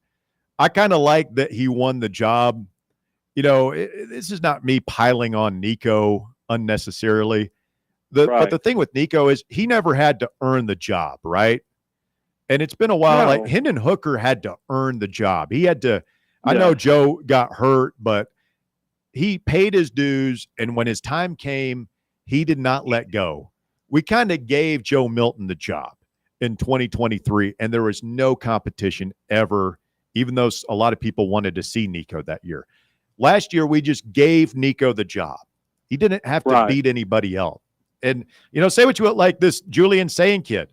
Like he had to beat a guy out this year. You know, you have to Alabama, Ty Simpson had to beat out an impressive young freshman down there to win that job. Joey Aguilar had to beat out Jake Merklinger and George McIntyre. And I think when you're talking about team sports, I think the guys feel that. I think they gravitate to that. And I think there's a respect factor there that might not necessarily have been there for the last two guys. Right. And I think that's a bad decision. Deuce Knight, who was at Notre Dame a few seasons ago, he's now at Auburn. I think that's stupid for him to jump ship to Auburn because I think he would have started for the Irish this season. But that's the world we live in now with the transfer portal. And they just named their 5-star who redshirted last year, C.J. Carr. Yeah, they just named their 5-star starting quarterback today. So, guys, why was Phil being so negative today? Phil, we had wide receivers open all day long. All day long. And if we had Aguilar last season, he would have hit those guys, unlike Nico. We're about to find out. We are. And the thing, guys, I like about Aguilar, he can process from the line of scrimmage, something Nico couldn't do. He can make reads, something Nico didn't do. And he can throw a deep ball. A little bit better than Nico. What do you guys think? I hope so. We're about to find out. We've got talented wide receivers. We've got a great play caller in Josh Heupel, and he's going to have guys running wide open. I firmly believe that. It's just, do we have a quarterback who can hit him? I think we watch these games on TV, Joshy boy, and it looks so simple. Oh, he's running wide open. All you had to do is complete that pass, 50 yards in the air to him. It's obviously a very hard thing to do, and we've had two quarterbacks the past 2 years with very strong arms, right, who couldn't do it consistently. So right, that's accuracy, man. It's the most important trait for a quarterback. And guys, out the door, I want to ask this. What do you think's worse? Danny White charging a 4% increase on season tickets next year, or Bear firing off a firearm in the studio? Well, I mean, one thing's already happened. I'm not proud of it. They both happened, right? He jacked up the prices. I'm kind of confused on what his question was. What's worse, Danny White jacking up the prices on the tickets, or you discharging the firearm in the old fan-run bomb shelter? Well, one's going to inconvenience a lot more people, and one's kind of dangerous to be around his coworkers sometimes. Yeah, I'd give you the nod on that one, buddy. I don't think Danny White's over at the Haslam Center or whatever they call it over there, the facilities.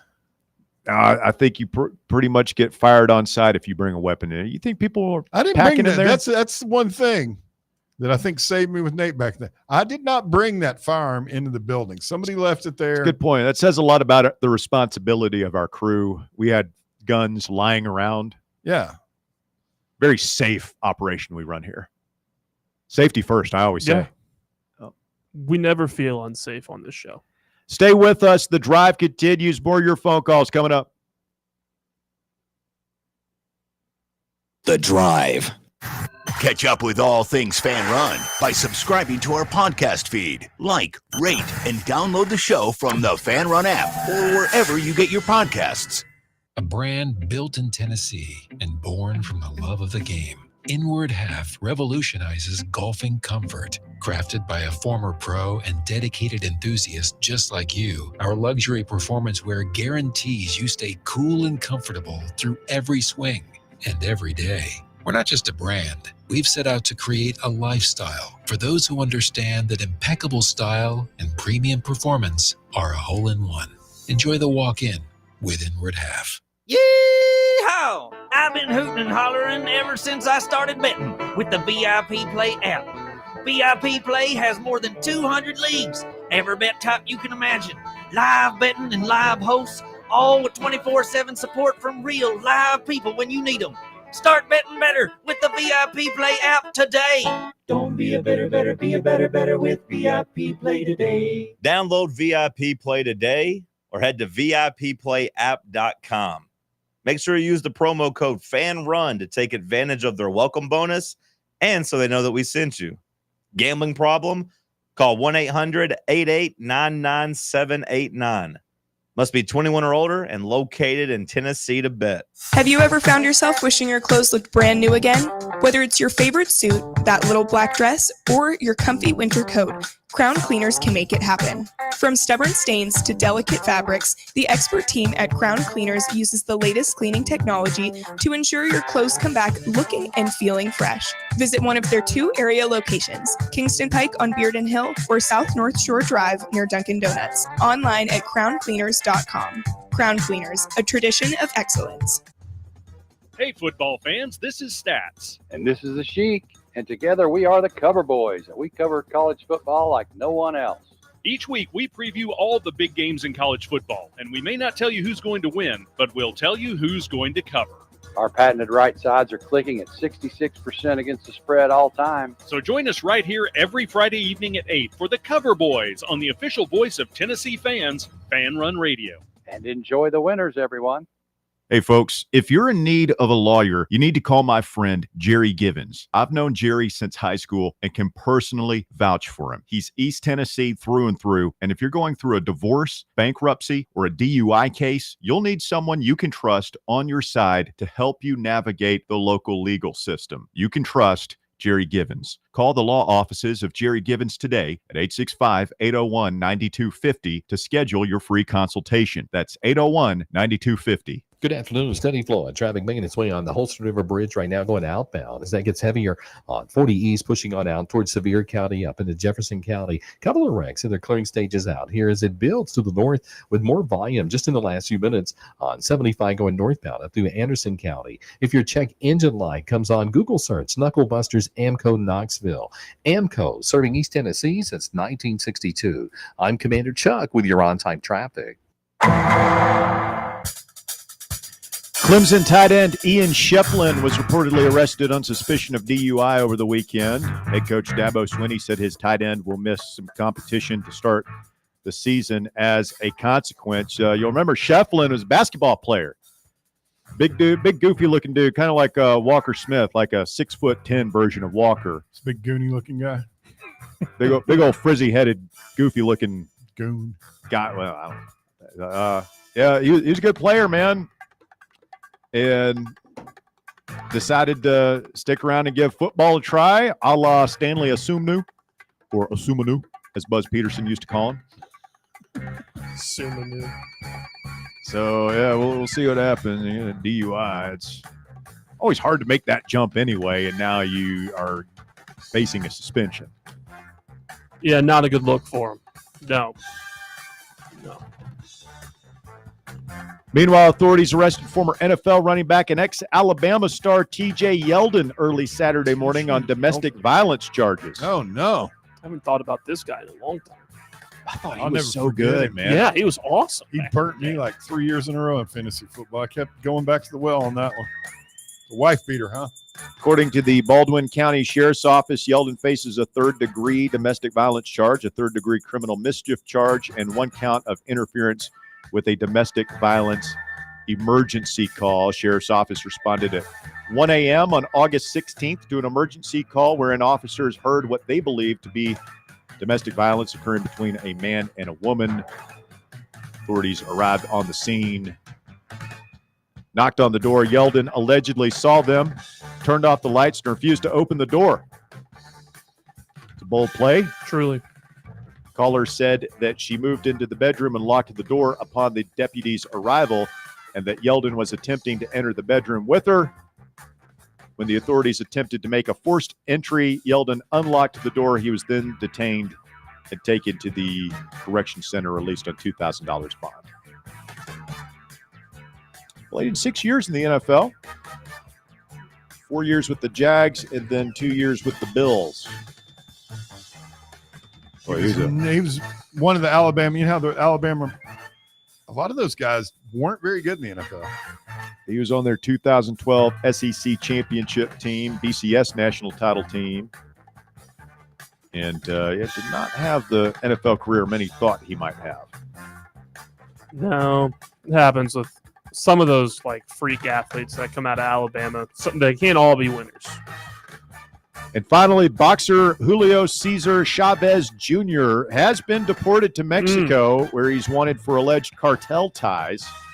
This follows his arrest in the United States for overstaying his visa and lying on his green card application. Dang.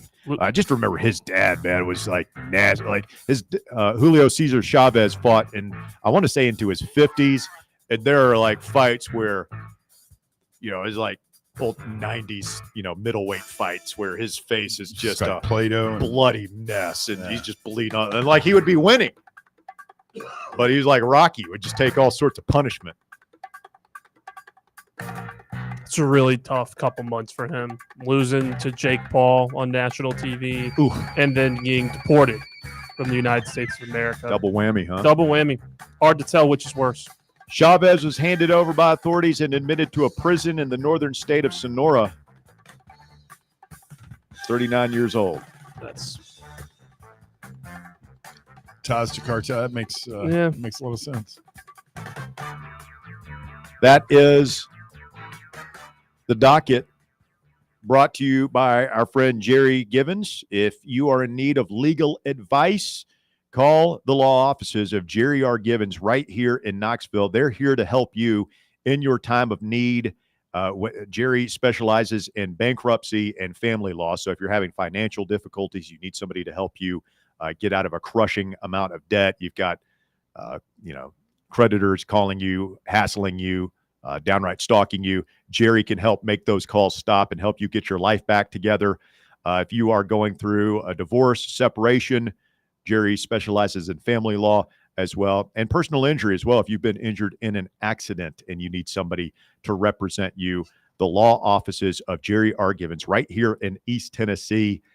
Jerry is a West High School grad. He's a UT College of Law grad and an all-around good guy. Assistant basketball coach to my 2023 KYS 8 and under runner-up team that we put together. My right-hand man. He's my Tex winner, some would say.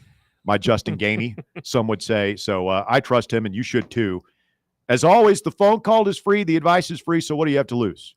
Call 865-801-9250 or just go online to jrglawtn.com. The law offices of Jerry R. Givens. Legal expertise you can rely on. Russell and Bear cruising with you. Walker Smith in the hot seat with us here today. 865-966-3435. You want to jump in. Today's hot question, best mascot in sports, worst mascot in sports. If you've got thoughts on that, we've got lines available. Jeremy says the dumbest mascot is Alabama's elephant. Makes no damn sense. It really doesn't. I don't get it. That and the Crimson Tide, and I guess that makes a little bit more sense. I kind of like the Crimson Tide. Like, I mean, we hate it's a good name. Alabama's whole thing, the uniforms that don't change. Crimson Tide is a badass nickname. They've got a lot going. I know we hate them. I get it. And again, like we're putting Smokey off to the side. Yes, Smokey is the king of the mascots. We all get that. But I can't hate it. The elephant thing, a little bit weird, I guess. I wonder what the origins of it are. I feel like it was Wallace Wade referred to his team as like a bunch of angry elephants. Yeah, herd of elephants coming down like in the 30s or 40s, and that kind of stuck. I saw it was one of those, the SEC centric, like people on social media, SEC shorts, something like that. And they were debating what looked better, the original SEC logo or their current one for each of the teams. And for the most part, with the exception of Auburn's American Eagle looking logo back in the day. That's one, like, I understand, like Crimson Tide, how are you going to pick a mascot? It's whatever. Like, okay, elephant, they stuck with it. It works for them. Auburn, you've got the war eagle, you got the eagle, you got the tiger, you got the plainsman, whatever that is. Well, I mean, Tennessee, we've got the rifleman. Yeah. And we got Smokey. We do have two. That is a little schizo. But we don't say war damn Smokey. Ole Miss were the Rebels, the Black Bears, and now well, they canceled Colonel Reb. They did. I'm not saying I agree with it, but like I get, like, understandable. Okay, it's a Confederate thing. Like, we don't have to get into that now, but you can understand how that could be divisive. Yeah. So they went with the Black Bear. But now, and then they had, when Hugh Freeze, he had the Land Sharks, right? Which is like dumb as hell. It's a reference to an obscure Saturday Night Live. Wait a minute. Hugh Freeze. It's the damn Jimmy Grumps Bear.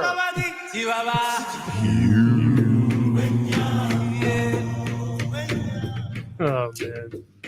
Speaking of Hugh Freeze and the Auburn Tigers, Hugh today saying that as many as 3 quarterbacks could play in the War Eagle Tiger Plainsman season opener at Baylor a week from Friday. It's a horrible idea. No, it's not, Walker. Listen, that makes total sense because he's got Bears here for the circus. 2 co-offensive coordinators and himself, and they each call the play for a different down. Well, he said he's calling plays for first and second down, and then Derek Nix is calling on third down, right? No, he's calling first down, and then one guy's calling it second down, the other guy's calling it third down, and he reserves the right to overrule, obviously.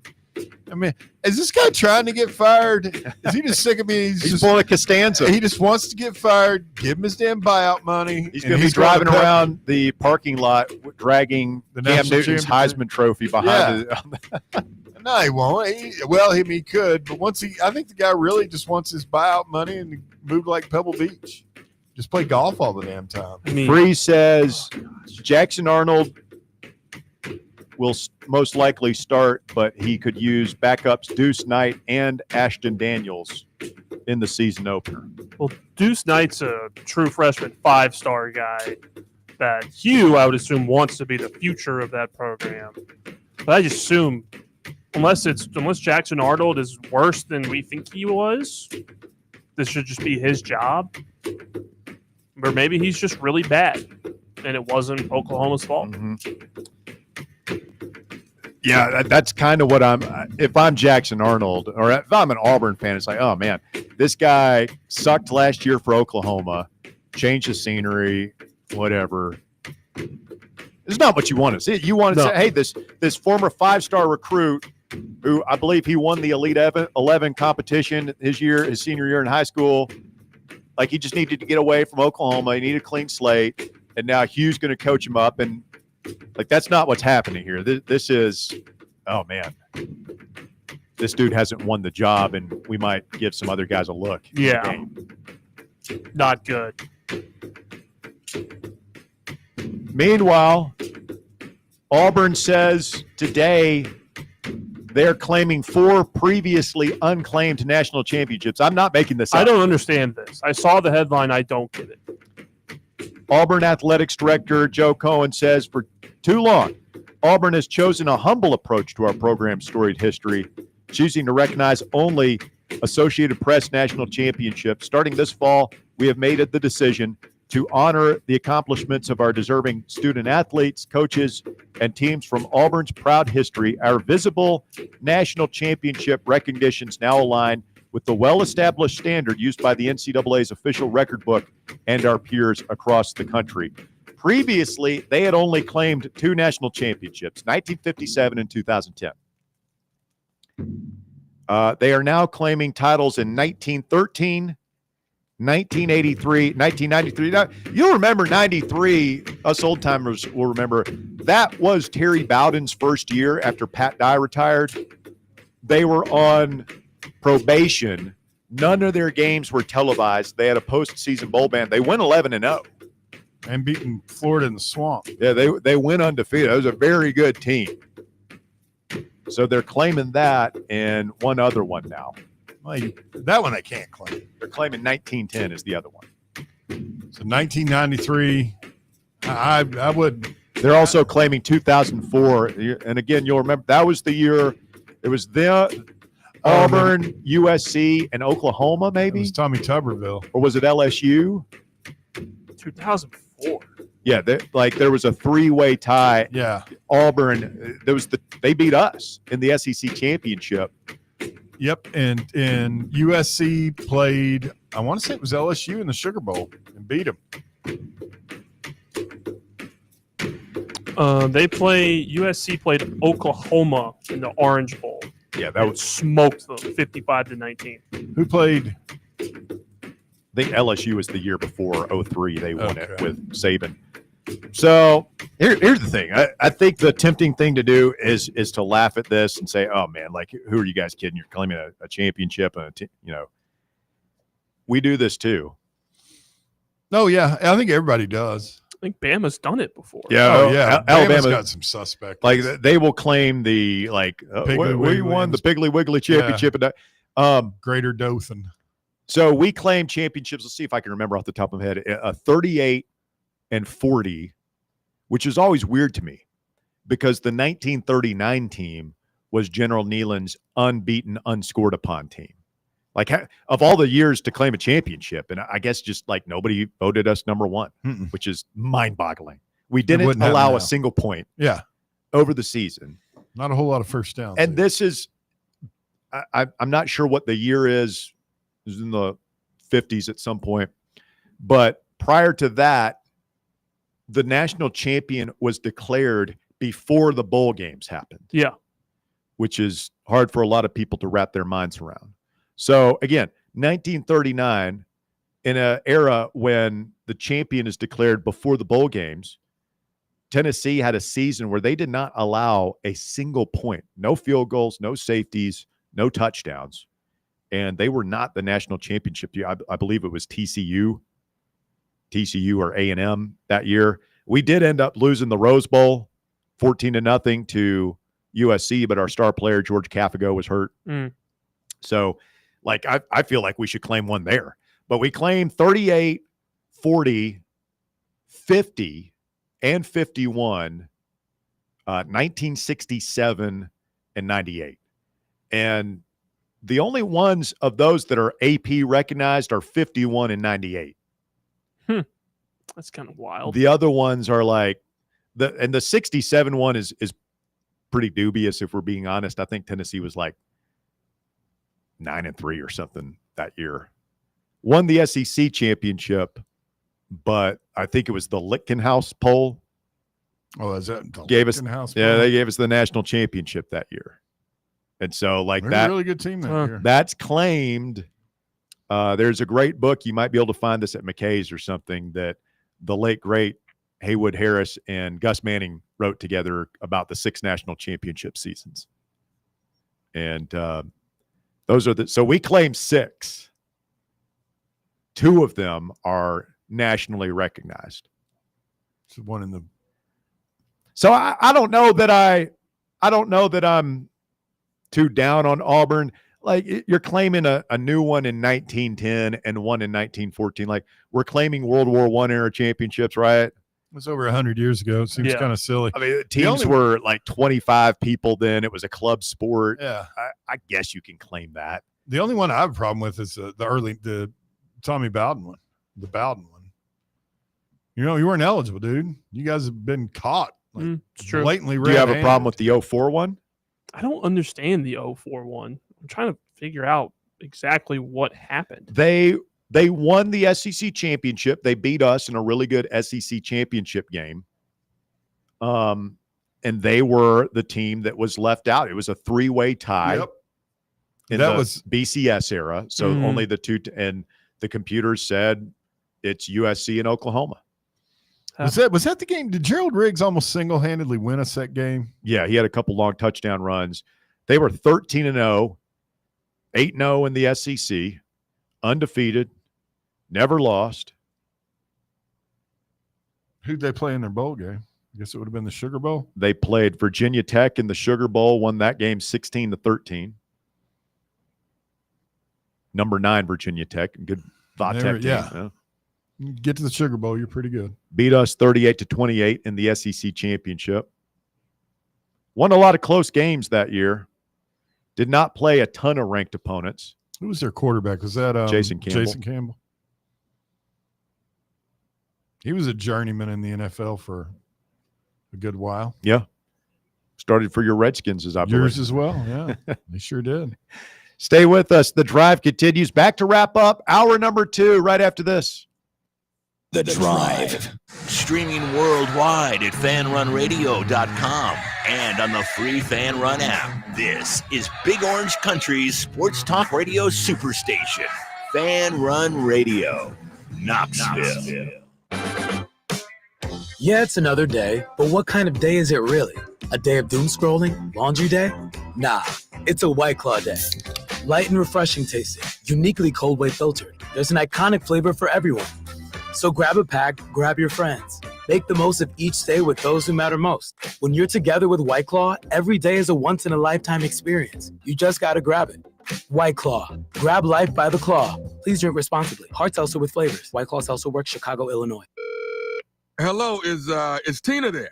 Who's this? Yeah, this is Vince from the hit reality show Wives Don't Tell. Tina applied for our show to confess that her husband won't go to the doctor to get his erectile dysfunction checked. She said she's ready for a guy that can bring the heat. All right, what the is going on? You know you're talking to her husband right now? Tina! Well, she wrote the application that her man's performance is questionable. She's basically married to a coffee table. She also said, we live within driving distance to Men's Pro Knoxville, but he's too scared to get a blood test. Oh my, she is done. She is so done.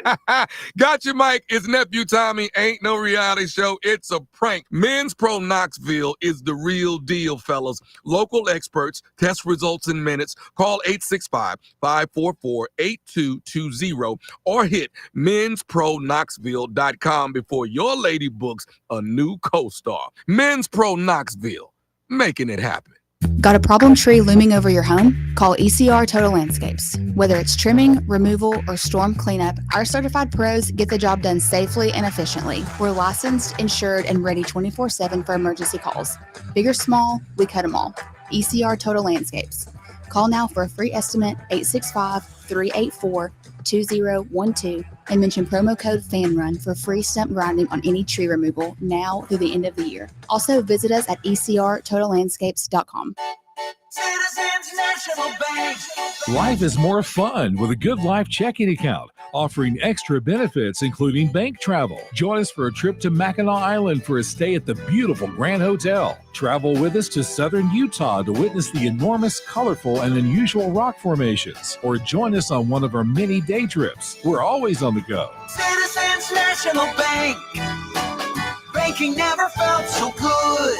Member FDIC. Good afternoon. A little bit more volume in the last few minutes. Chapman Highway going outbound. All that.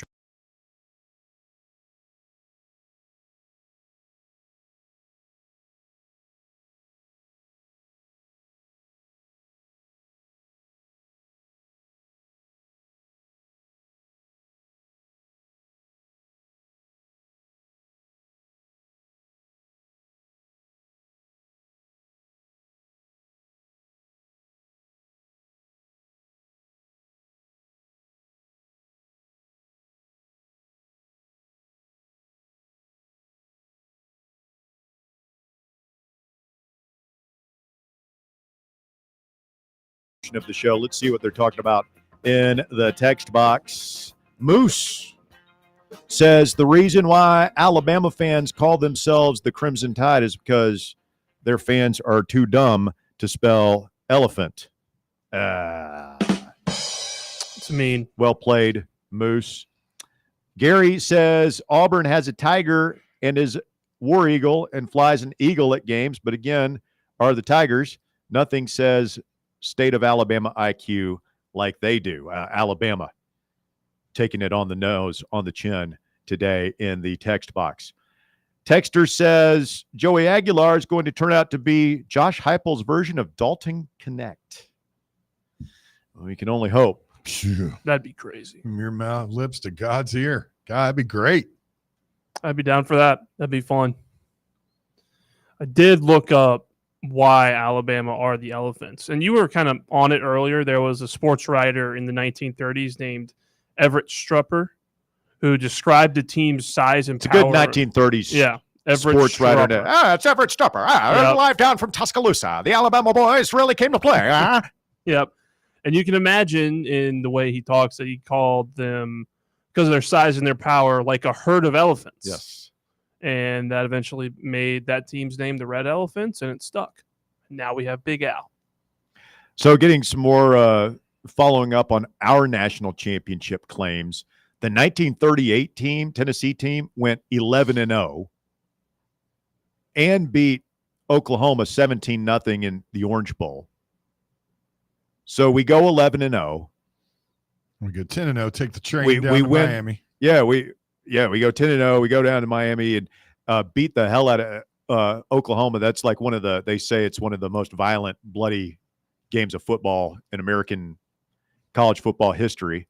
Yikes. So we go undefeated. We win our bowl game, and we're not national champs. Who got it that year? Make it make sense. TCU and Davey O'Brien. And America was in love with Davey O'Brien. So we claim one. We claim that. It seems legitimate to me. Yeah. Won all our games, won our bowl game. What do you want? 39 is the one I don't know. We should go and claim that, man. I say we have 7. Yeah. 67, I don't really understand it. The 1940 team went 11-1. We lost to Boston College in the Sugar Bowl and ended up sharing a national championship with Minnesota and Stanford. Again, we claimed that one. The national champion was named before the bowl games prior to 1965. What about the 48 team? The 48 team? Yeah. What about them? Didn't they win the Natty that year? I don't think so. Their trivia this morning on Talk Sports was completely screwed up because this question came up. Can you name the Tennessee national champions? Really? Yeah. 38. I could have sworn. I think he was like 38, 40, 48, 51. No. The 50 and 51 thing is screwy too because the 1950 team went 11-1. We lost to Mississippi State in the second game of the season. Mm.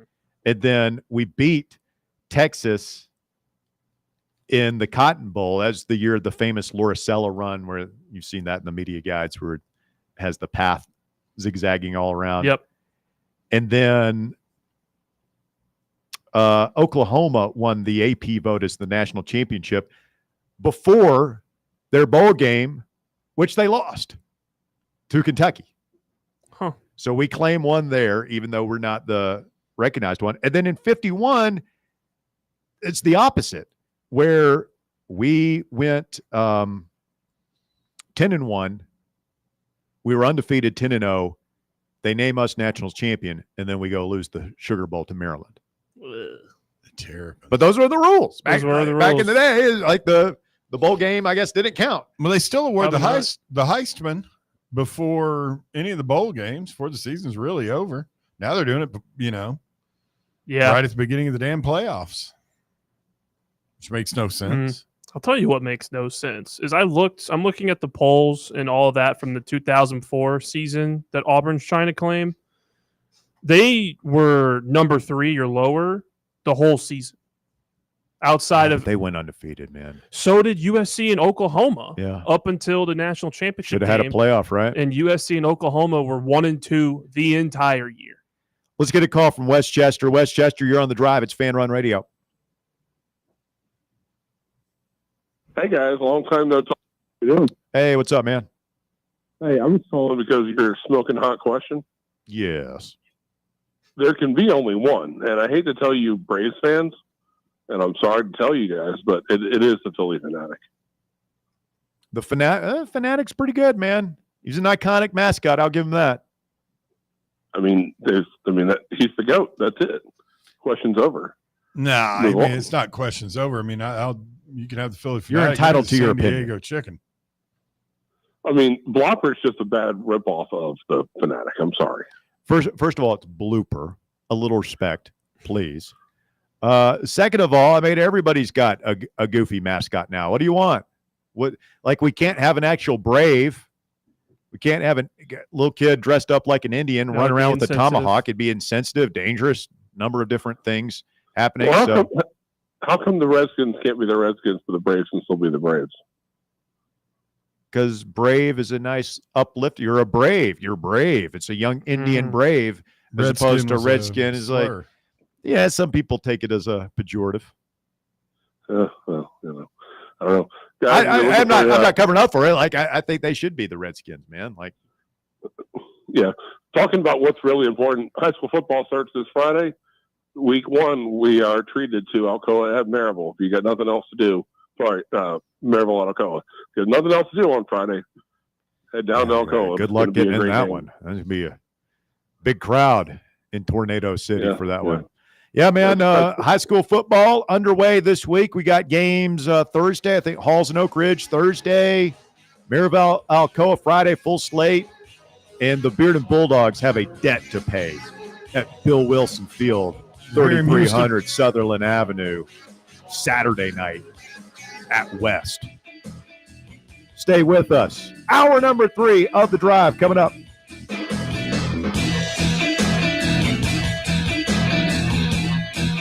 The Drive. Rickard Ridge Barbecue.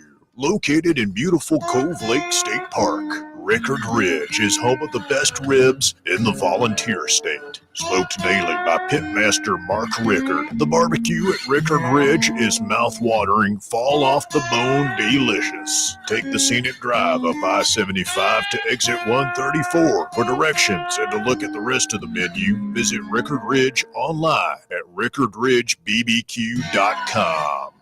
Hey Knoxville, Surfside iced tea and vodka made with real brewed tea is only 100 calories, 2 grams of sugar with no bubbles and no troubles. That's right, zero carbonation, so it's easy to sip and enjoy. Headed to a game day or party at a friend's house? Bring an iced tea or lemonade variety pack from Surfside or try their green tea and new raspberry tea vodka. Find the can with the sunset stripes this season. Surfside iced tea and vodka, sold at bars, restaurants, and stores near you. Surfside iced tea and vodka, sunshine in a can. Must be 21 or older. Enjoy responsibly. At Knoxville Smiles, we're bringing the future of modern dental care to East Tennessee today. All of the scraping and polishing with the gritty stuff, that will soon be ancient history. At Knoxville Smiles, the future is here now with guided biofilm therapy. Using a gentle erythritol powder mixed with air and warm water, our hygienists can clean your teeth better than ever without all the poking and scraping. Visit KnoxvilleSmiles.com to find out more, or just call us at 865-539-1776. Hi, this is Bo Kregner from the Kregner Group at Realty Executives, and I know there's a lot of choices here in East Tennessee when it comes to choosing a realtor. Here's why the Kregner Group is different. At the Kregner Group, our motto is walking by faith, serving others. It's how I live my life. It's how I run my business. Here at the Kregner Group, we're committed to doing real estate the right way.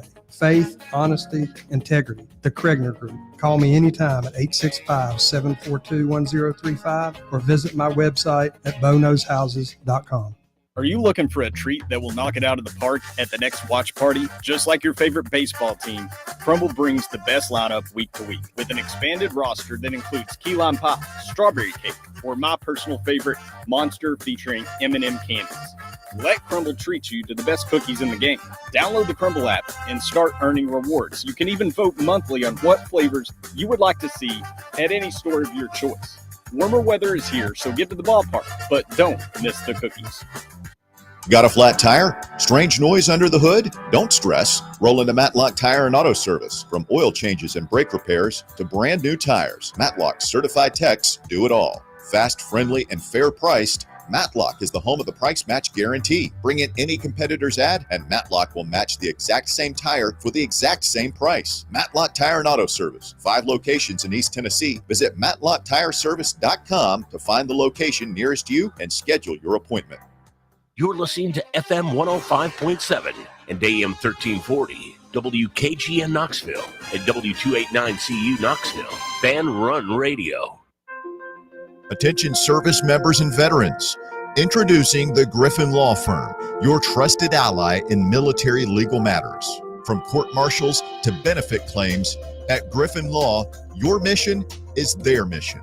Here's VFL Marshall Griffin. As a veteran and retired military attorney, I've successfully defended lifelong benefits and helped preserve professional futures. So I know that when you hire a military justice lawyer, you maximize your chance to get relief. With my unique experience, I can advocate for you because there's no military matter that's too big or too small. Let us help you make these critical decisions that could affect the rest of your life. Remain silent. Request counsel. Call Griffin Law. For a free consultation, call 888-707-4282. That's 888-707-4282. Or just visit griffinlawdefense.com. It's time for The Drive's Top 5 at 5. Quitting time on your Tuesday, 5 o'clock here on Fan Run Radio, and the Top 5 at 5 this afternoon brought to you by our friends at ECR Total Landscapes. Walker Smith, enlighten us. Thank you. At number 1, 5-star running back Savion Hyder announced his commitment to Michigan over Tennessee earlier today. He chose the Wolverines over Georgia and the Vols, who made a late charge at the blue chip recruit before ultimately finishing second. Stings. Hurts. It's tough. When's the last 5-star running back we had around here? Is it Bryce Brown in 09? Yes. Really? It was also the you're going to count Kamara. Is he 5-star? He was coming out of high school. Oh. Counts. Hurd was 5-star, wasn't he? Yeah, I think, but he ended up being a 4. I can't remember. I feel like at least one of the ratings had Kamara him was a 5-star. absolutely a classic 5-star Alabama running back. He just didn't get along with Saban. The story back then was that Saban was not happy about him leaving Alabama. No, I'll get back to you on those recruiting. I'm curious. Jalen Hurd in the 2012 state championship game is the best high school performance I've ever witnessed in person. I'm sure there have been better in the state of Tennessee, but yeah, I mean, I think the story was he was playing with at least one separated shoulder, and he was like 6'3", 210 pounds, and Columbia High School, I believe, is who they were playing. Just could not tackle him. How big did he get here? He was up near 230-ish, yeah. Maybe 240. Yeah, he was huge. Says AK, according to 247, was a 4-star. What do they know? I guess true. Scout would have been the other. That was back in the Scout.com days. That's true. Is he a 4-star coming out of high school or out of that JUCO he came out of? It says 4-star as a prospect on the. I'll tell you what he had. He had 5-star heart. He had a lot of heart. Butch Jones is ass. At number 2, the SEC announced its preseason coaches all SEC teams this afternoon, which included several Vols. Jermod McCoy was the lone Vol on the first team. Chris Brazel, Miles Kitzelman, Lance Hurd, Arian Carter, and Boo Carter were all named to the third team. Pretty good representation. 3 guys on defense. Both Carter brothers. Lance Hurd, it's a good shout for him. You know they're not actually brothers, right? Yeah. Walker, did you know that? Yes, I did. It's a joke. Okay. Yes. Just making sure. I don't want to be disseminating false information. No, I appreciate that. I appreciate that. We do need to make sure. I am interested in, we talked a little bit about it last week about how we don't know how much we're going to use Miles Kitzelman. Like, we could use him a lot and he'd be really good, but he just might not get that many passes, if I had to guess. Yeah, I think he's going to play a lot. He's going to play a lot. He's healthy. He's going to be out there. It just depends on what his numbers are going to be. I'd be willing to bet they're going to try and get the ball in his hands a lot. I hope so. Or better receivers. It's true. He's also a guy that could line up in the backfield and give you an extra blocker, kind of a fullback look. Yeah. A great blocker, can move around, free guys up. Good Just a lead real blocker. Yeah, a real Swiss Army knife type of player. Yeah, he's someone who's going to be really good for us, and I hope that he gets the numbers to be an all-SEC teamer. At number 3, Tennessee basketball will have to wait a little longer for the arrival of Israeli guard Ethan Berg, who has made the Israel Eurobasket roster and will play for his country for at least the next 3 weeks in an international competition in Poland. Pretty cool. Him playing more basketball, as long as he stays healthy. Great individual honor. There is part of me is wondering, it would really be better for his development and certainly for our team here in Knoxville for him to be playing with the guys. That's going to set him back a little bit just in terms of acclimating. Yeah. But it's still college sports, and you can't take away a chance to represent your national team from a young man, can you? No. And I wish that, reporting for your basketball national team would be treated in basketball similar to it's going to be treated in other big European sports like soccer or cricket, when they get called up to their national team, people aren't talking about, oh, look at how much time they're missing. They're talking about, oh, look how good this player is that he's representing his country. And the Eurobasket championship is not taking into account American college athletics. No, they're not in their scheduling. So. No. At number 4, more schools have named their starting quarterbacks for the 2025 season. Notre Dame has given the nod to redshirt freshman C.J. Carr, who beat out sophomore Kenny Minchie. Meanwhile, BYU has named true freshman Bear Backmeyer the starter, making him the first true freshman to start a season at QB in BYU history. So Retzlaff leaves. He's at Tulane. Bear Bachmeyer is the starting quarterback, and he will be throwing to, amongst others, one of his wide receivers will be his younger brother or older brother, maybe. Really? Tiger Bachmar. Bear and Tiger Bachmeyer. Bear to Tiger. That's pretty awesome. The Bachmeyers, they have unique names. They got any other brothers or sisters? Jaguar Hawk. Bachmeyer. Lion Bachmeyer. Be fun. Just have a family of 12 kids and name them all after predators. Haley. Also find it interesting that Bear thinks it's weird. The family names. Well, no, Tiger. After. The Tiger. Multiple kids. Multiple kids. It's a pretty cool idea. Do you have a brother named Hawk? No. My brother's name is Michael, and I did have another brother named Dana. Mike, Dan, and Bear. Solid. And at number 5, emergency responders in Connecticut were called to a playground for an unusual rescue when a 40-year-old man became wedged inside the middle portion of a tube slide. The town of Vernon Fire Department said on social media that the crews responded alongside Vernon EMS and the Vernon PD just after 4:30 Saturday for a confined space rescue of a 40-year-old adult male stuck in a tube slide on a playground. It was plastic. The man was said to be wedged feet and head first in the middle portion of the slide at Northeast Elementary School. Photos from the scene show the man had somehow ended up sideways with his body folded at the waist. Oh, that's what I thought. Like you.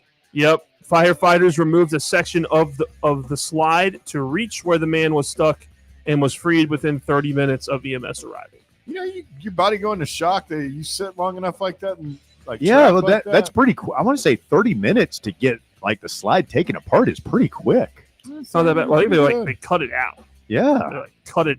Use the jaws of life to get to him? Maybe. Be pretty cool. More like one of those giant saws. You couldn't get a bunch of water in it. Is this a big guy? I didn't see a picture. If you're wedged in there, lube him up and give him a good shove from behind. Why do you go? I don't.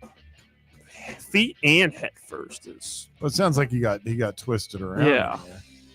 How does that? I don't that's scary, man. I don't get it. That would scare me to death. I'm not a tight spaces guy. Nobody really is outside spelunkers. Pop quiz real quick. Fan run personality most likely to get trapped like this. Doing something. We don't want to pick on each other here. I mean, it would be the biggest one of us, right? Just naturally. It'd be one of. They've got about 3 or 4 guys that work here on that list. Do you have I mean, it sounds like something, honestly, that would happen to you. I wouldn't get. No, he wouldn't go on a get slide. turned around, and next thing you know, you get flipped upside down, and next thing you know, you're stuck. No, Bear wouldn't go on a slide. When was the last time you were on a water slide? A water slide, probably 2008. Been a long time. About 17 years. I wouldn't do a water slide. I'm prohibited from riding any amusement park rides, water slides, anything like that. Because of your heart? No, because my back. Oh. Yeah.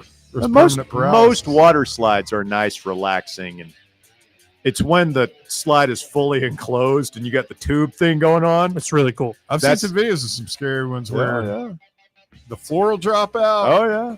And then the other one that just looks terrible is where most of it's like pitch black. Oh, yeah.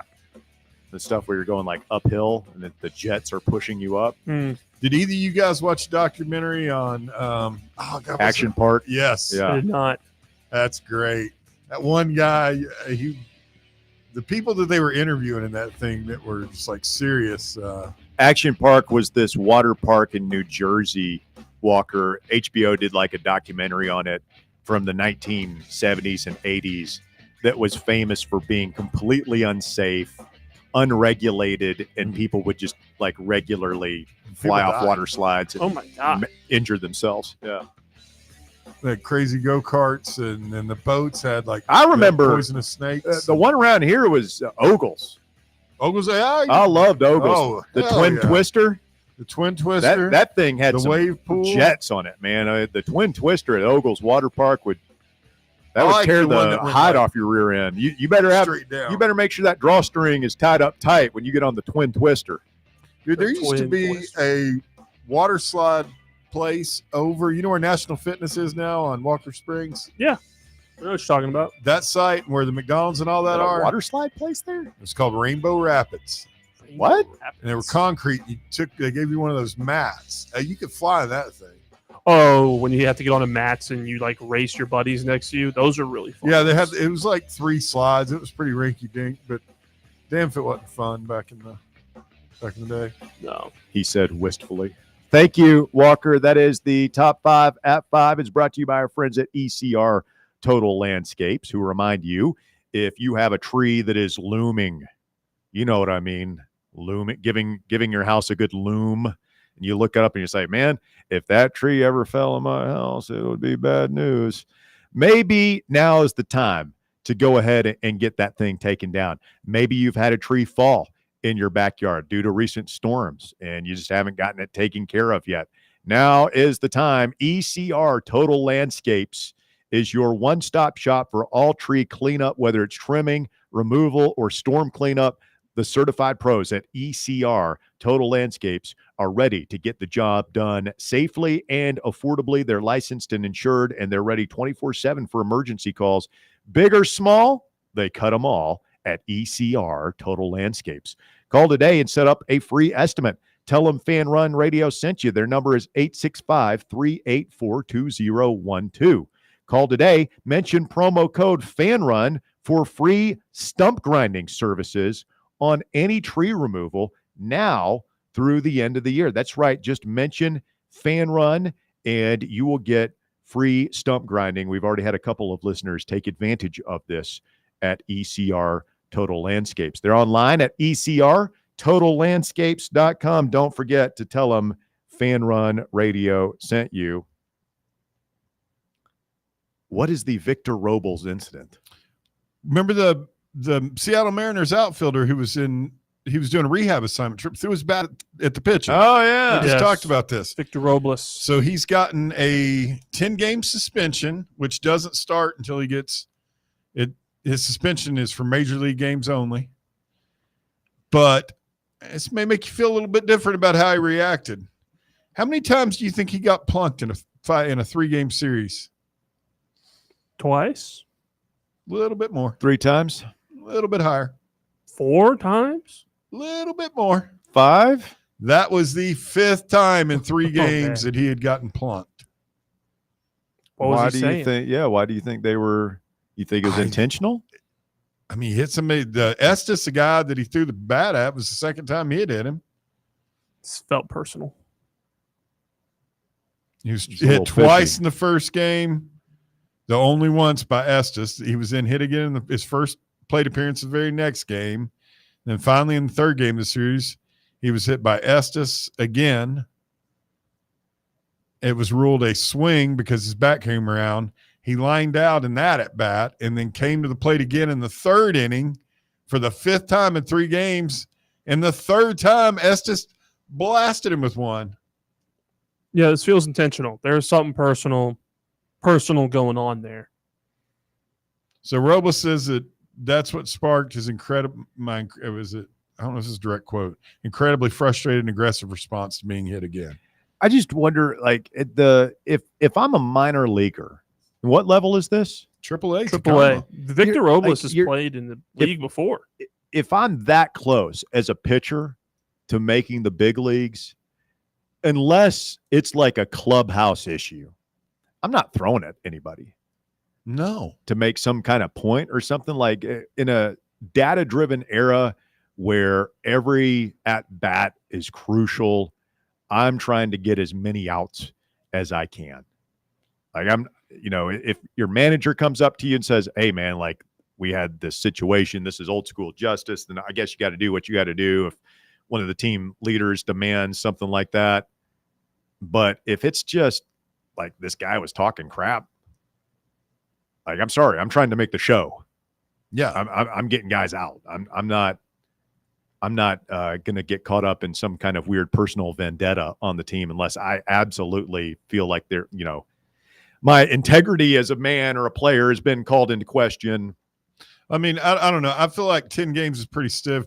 Robles also said, he's in AAA on a rehab stint. He's trying to get back to the majors. You can't be throwing a bat at somebody. I don't know what to tell you. Yeah. I don't know, man. I'm officially Victor Robles fan now. Is he chirping that guy? You guys are a bunch of bush leaguers. I'm a big leaguer. Here was it like there has to be more to the story. There's got to be. If there's a vendetta being exercised there, he had to have done something to start it. I don't know. I have no idea on that. I just know he got plunked 5 times. I don't blame him for throwing the bat. I don't blame him. I mean, it really hurts to get hit by a baseball. Imagine that to get hit 5 by a thrown times. I feel like yeah, point of snapping might be around 5 times getting hit in a series. It's a good point.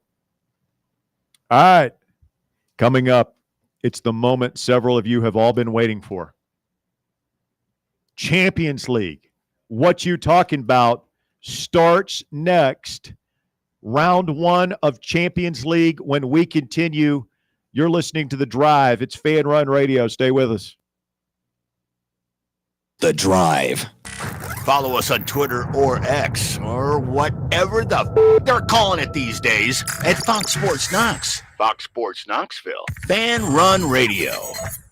Running a business, coaching a team, planning your next big event, you need more than just gear. You need SM Athletics and Logo Solutions. Custom uniforms, branded apparel, promotional products, done right, done fast, and built to show off your brand with pride.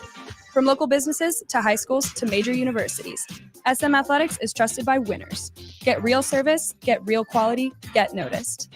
SM Athletics and Logo Solutions, where your brand comes to life. Visit smathletics.com and let's build something great together. Tonight, we're kicking off our homestand. It's Lance Reinl, your manager with your Knoxville Smokies. Join us tonight and all week for fun promotions and great baseball every night. Go Smokes.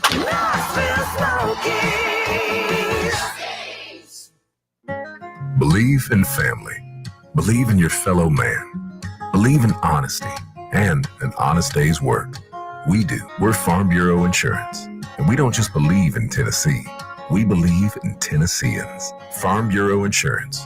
Tennessee's insurance company. This is Baseball VFL Cody Brown. Farm Bureau Insurance is the official insurance for Tennesseans. Believe in me for all of your insurance needs. Give me a call at 865-992-3871. Ready to launch your career? Axle Logistics is a leading third-party logistics company where excellence is an energy. With an award-winning culture, Axle proves that positive outcomes come from a positive environment and a work hard, play hard mentality. At Axle, the drive for success is infectious. And with an uncapped commission structure, hard work isn't just noticed, it's rewarded.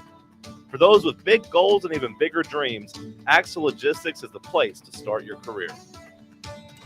Barley's has live music on weekends, general team trivia on Wednesday nights at 8 p.m., and now live sports trivia courtesy of the Knoxville Trivia Guys every Thursday night upstairs.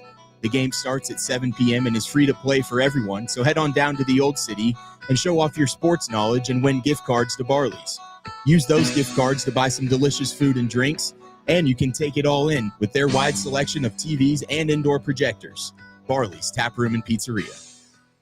Blackford Veterinary Surgery Referral specializes in surgeries not regularly performed by your pet's general veterinarian. They're currently accepting referrals from vets all across the country. With their newly renovated state-of-the-art surgery center and highly trained staff, clients can rely on professional and thorough care. If your vet says that your pet needs surgery or rehab, ask for a referral to Blackford Vet and let them get your best friend back on its feet. Located conveniently in West Knoxville. For more information, visit blackfordvetsurgery.com.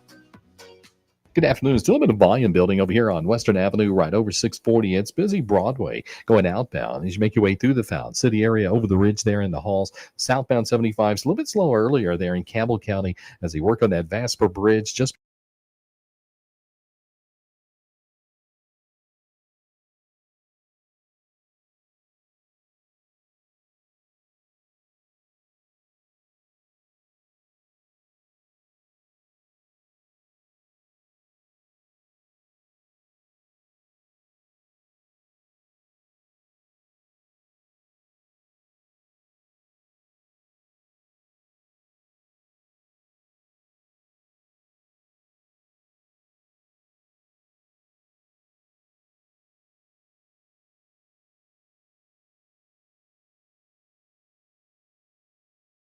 comment on your free Fan Run app.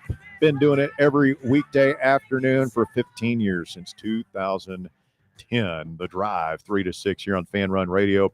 Got a podcast you can listen to. If you missed any of it, go back and check out the pod, available wherever you listen to podcasts. All right, very exciting time of the calendar year for us. We are less than 2 weeks away from kickoff, and we have reached the end of our favorite summertime game. What you talking about? It is time for Champions League. 9 contestants vying for 3 spots in next week's championship round. It all starts now. What you talking about on the Drive? Time to play the game. Time to play the game. What you talking about? What you talking about? What you talking about? What you talking about? What you talking about? What you talking about? What you talking about? What you talking about?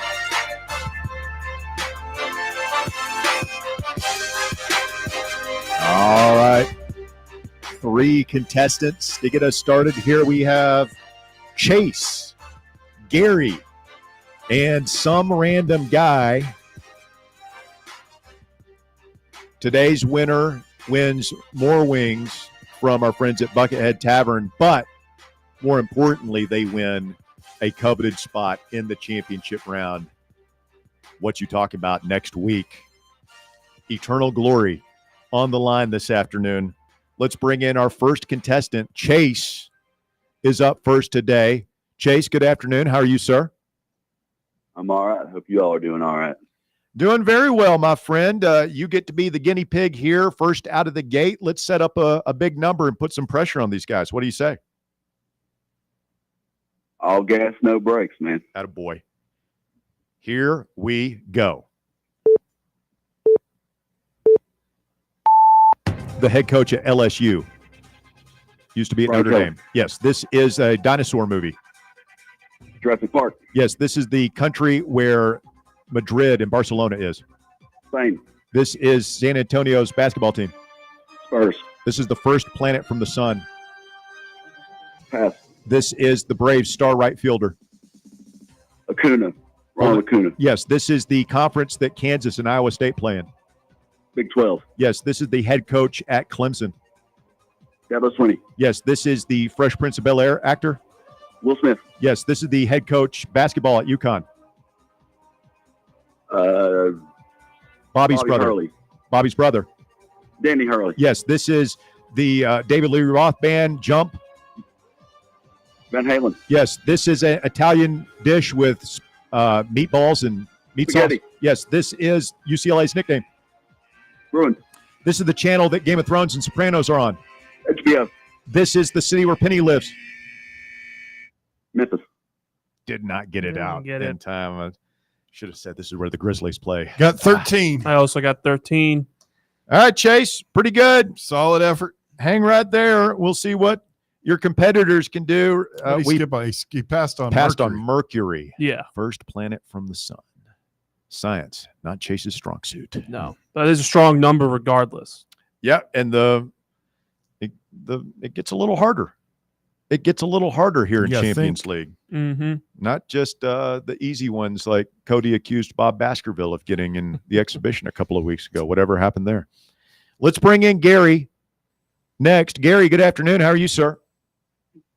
How you guys doing? Hey, doing all right.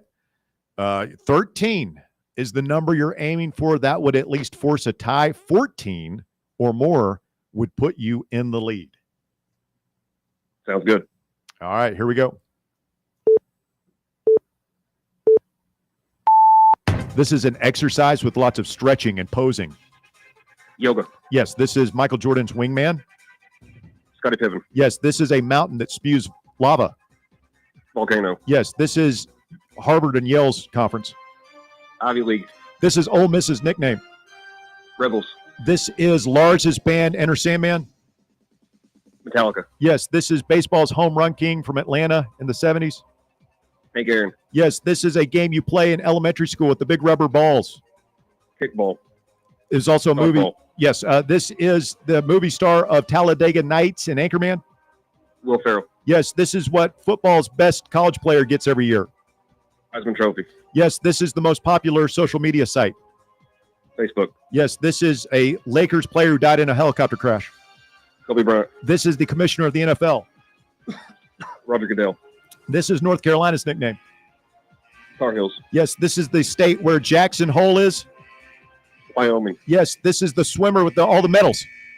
Michael Phelps. Nah, we didn't get that one in, but he was on a roll. Yeah. Crushed it. 15. Whoa, Gary. Stellar. Making a statement. And he had some hard ones in there, too. Yeah. If he didn't guess yoga out of the gates, I don't know what I was going to say. Pants? It took me a minute. that was difficult.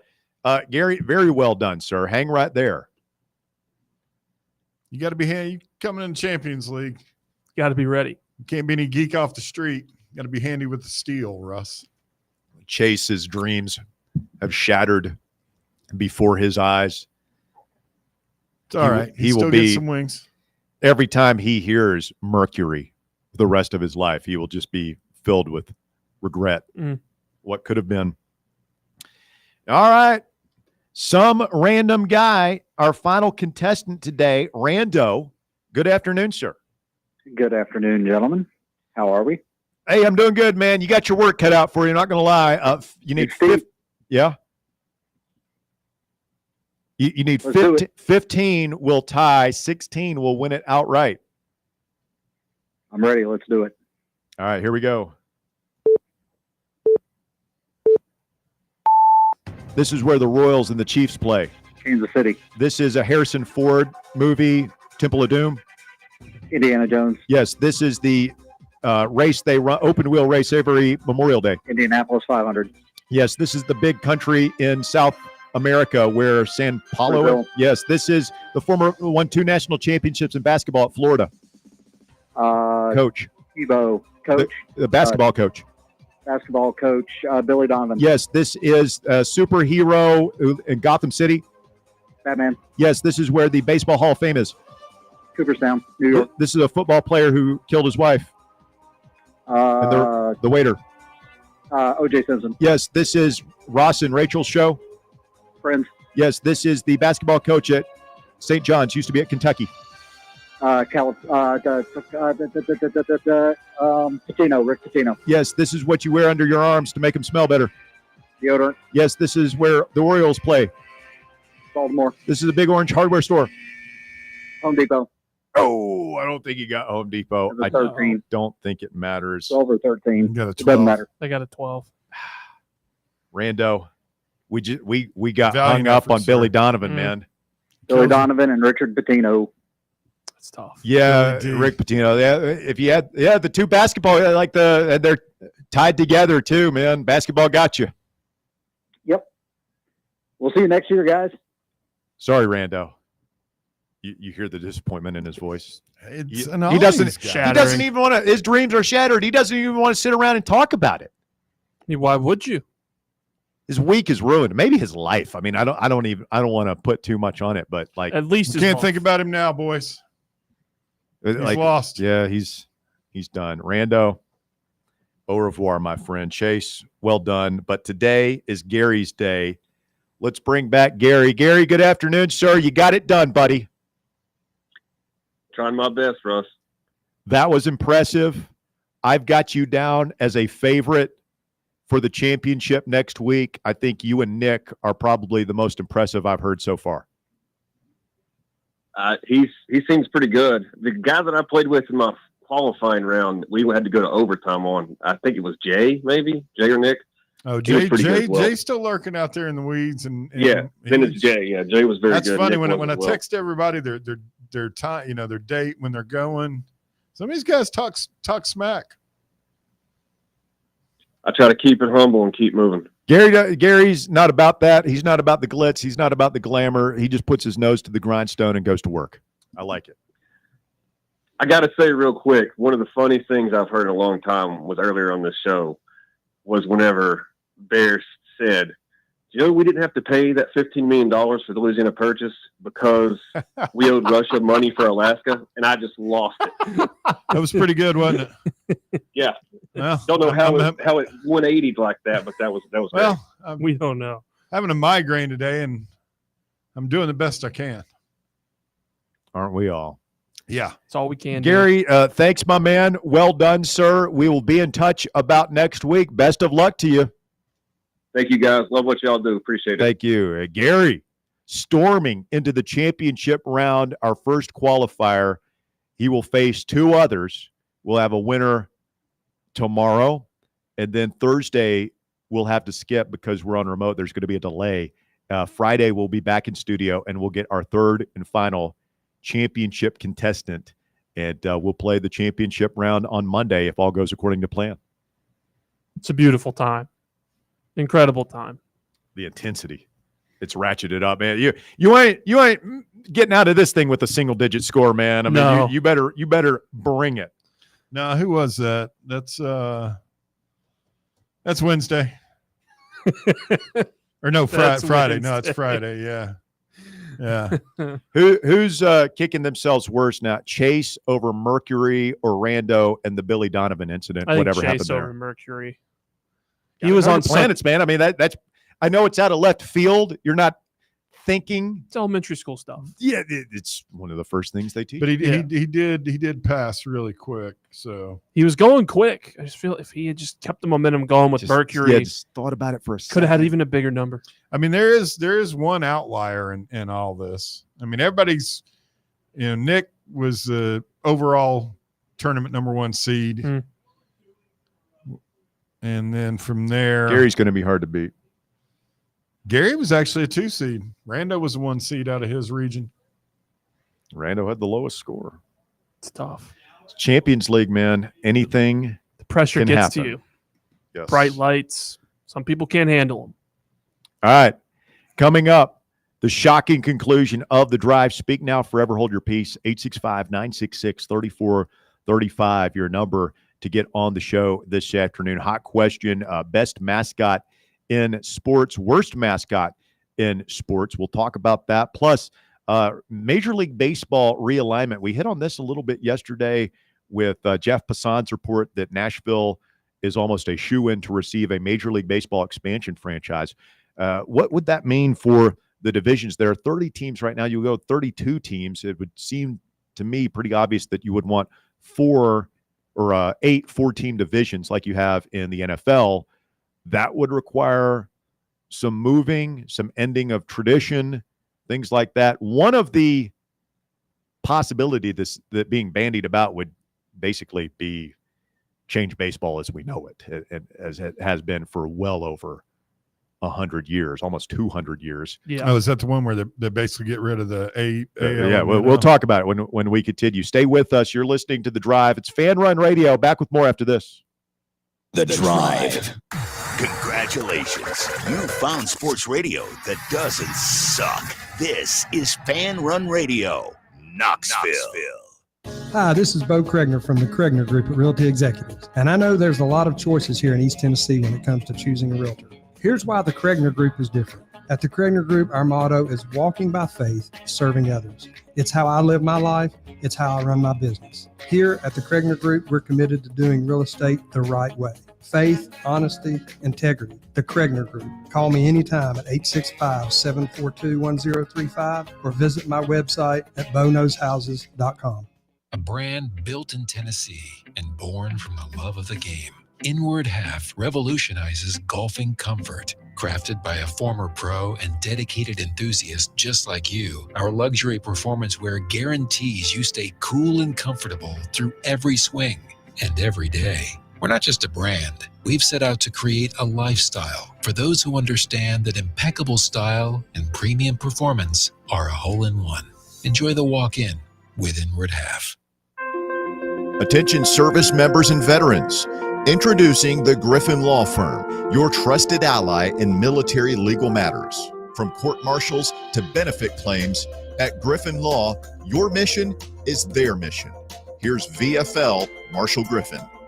As a veteran and retired military attorney, I've successfully defended lifelong benefits and helped preserve professional futures. So I know that when you hire a military justice lawyer, you maximize your chance to get relief. With my unique experience, I can advocate for you because there's no military matter that's too big or too small. Let us help you make these critical decisions that could affect the rest of your life.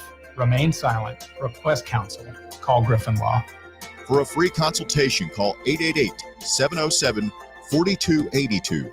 That's 888-707-4282. Or just visit griffinlawdefense.com. Have you ever found yourself wishing your clothes looked brand new again? Whether it's your favorite suit, that little black dress, or your comfy winter coat, Crown Cleaners can make it happen. From stubborn stains to delicate fabrics, the expert team at Crown Cleaners uses the latest cleaning technology to ensure your clothes come back looking and feeling fresh. Visit one of their 2 area locations, Kingston Pike on Bearden Hill or South North Shore Drive near Dunkin' Donuts. Online at crowncleaners.com. Crown Cleaners, a tradition of excellence. Good afternoon. People were still staring at that earlier truck crash. Now he's over in the grass on 40 eastbound at Strawberry Plains Pike. It's been slow today on 75 southbound up there around the Caravel exit, causing big delays coming down through that section of Campbell County on 75 southbound.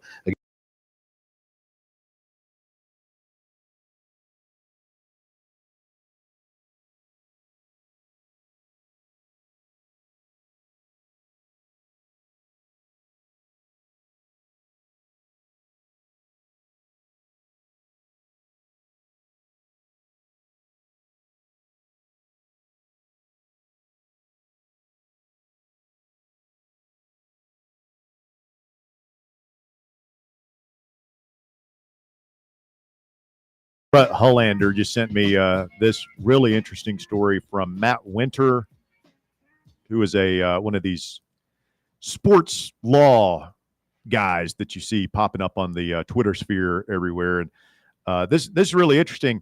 MTSU is doing something that's pretty cool. I think has a lot of positive. There's a lot of positives to this. So for the upcoming season, the Blue Raiders, they're basically eliminating alternate jerseys and helmets. They're getting rid of all their alternate uniforms, which is going to save them nearly $700,000, wow, which they're going to pay to their players. So, you know, to me, like, this is good. Like, the players get more money and we get less goofy alternate uniforms. Like, when I think of MTSU, I think of the Blue Raiders. I think of like a nice blue jersey, gray helmet, gray pants, right? Yeah. Like, so it was a gray or like silver looking accent? Yeah, kind of a silvery gray. Kind of like the Lions. So they're, very, very Detroit Lions-y type uniforms. So, like, I think that's, I wonder if we will see more of that even at the Power 5 level. That'd be so good. Like, if I'm a player, it's like, you know, I don't think this is going to affect the Tennessees of the world, the Ohio States, but even the Iowa States, the Kansas States, the NC States, like, the teams that are in the middling league trying to hang on to that, you know, the Syracuse. If I'm a player there, it's like, yeah, forget about the goofy new uniform, man. Like, just give me that, give me a home uniform and a road uniform and give me the money that saves.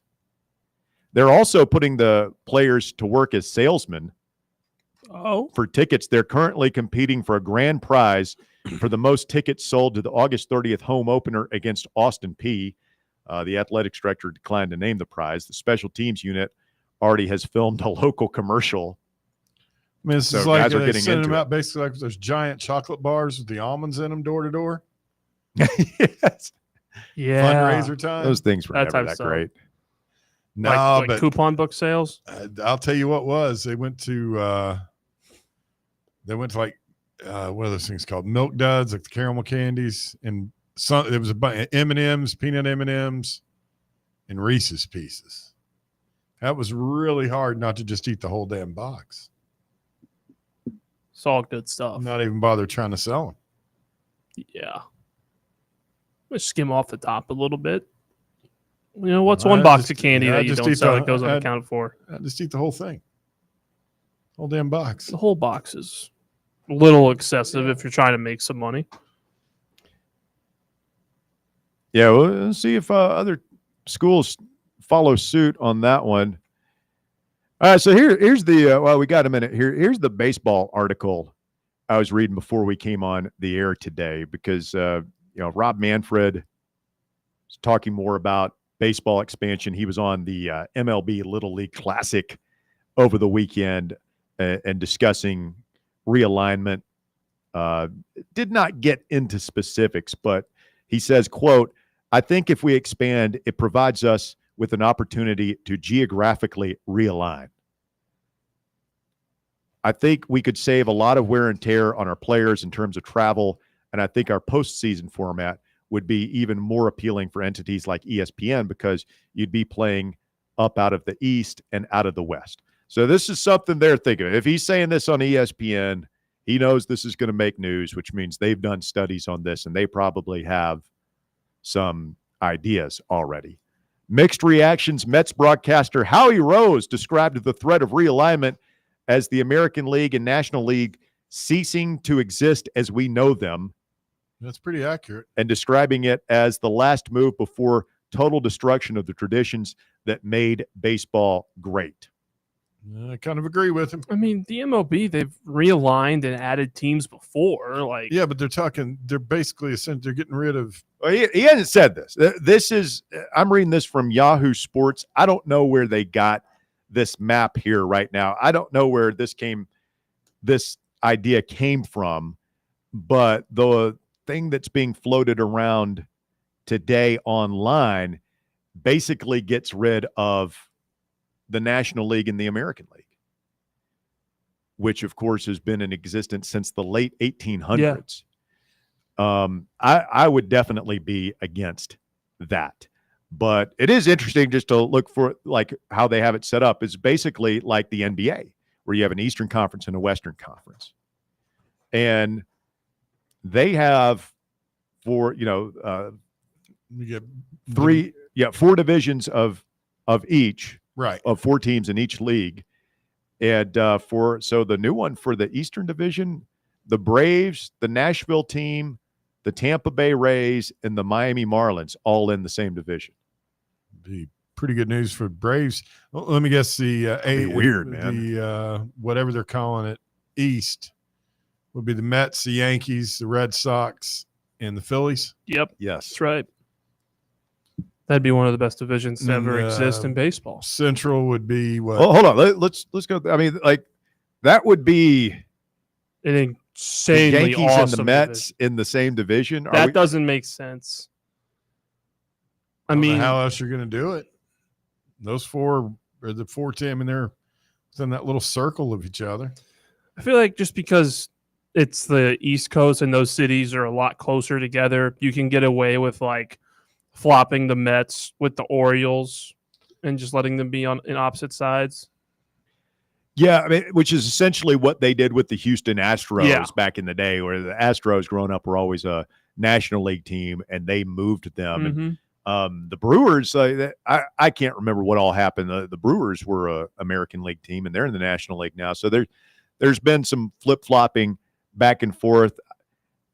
I would strongly be in favor of like keeping the National League, the American League, and if you have to move a team from one league to the other to make it work. I mean, if you set a team in Salt Lake City, which was discussed yesterday, or Portland, you're going to have 8 teams along the West Coast. You'll have Seattle, Portland / Salt Lake City, the A's in Vegas, I'm counting Phoenix. I know that's not West Coast, but close enough. And then the 3 teams in Southern California and the Giants. Yeah. So, like, to me, that's enough for an NL West and an AL West. We can figure that out. Yeah, I would not be in front. I know it's just semantic, but like baseball is important for its tradition, man. Yeah. And you've had those two brands around for the longest time. Walker, you bring up a good point. Like, it's changed a lot. I grew up with baseball as it was the NL East and the NL West, and the Braves were in the NL West. There were no Centrals. Yeah, and people older will remember just no divisions. Like you just had. That's why the Giants win the pennant. Like such a big thing is like you win the pennant. It's just a one division league, and you win the pennant. And that's huge because you're in the World Series. Yep. There's no NL or ALCS.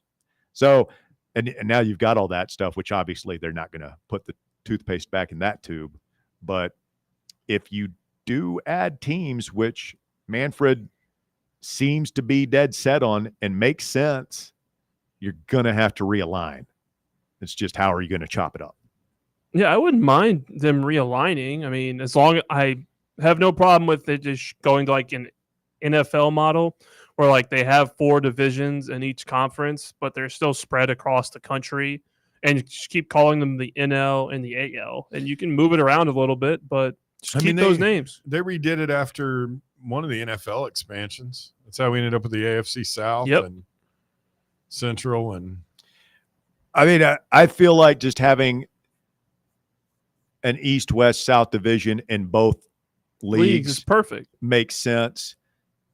I know that you're probably not going to be able to divvy it up. There's probably going to be at least one team that's getting geographically screwed. I'm sure. Right? That has longer road trips and everything. Does that matter anymore in a day and age when these guys are flying on charter first-class planes, staying in the best hotels? Everybody's got their room. Like, to me, it shouldn't matter if, say, for instance, the new Nashville franchise is in a division with like a bunch of Texas teams and and you're having to make those long trips frequently. Yeah, it's not really that long, but I mean, it's like that's what I'm saying. 2.5 hour flight from B&A.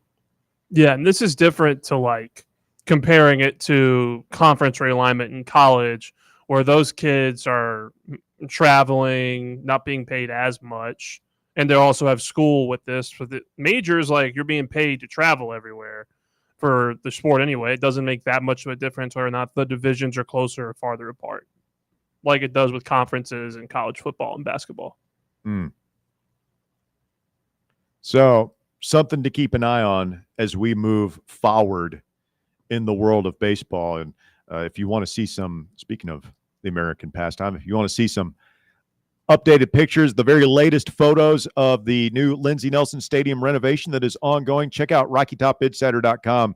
Ryan Shumpert was over there yesterday and did a lot of pictures. Man, that kid's a good guy.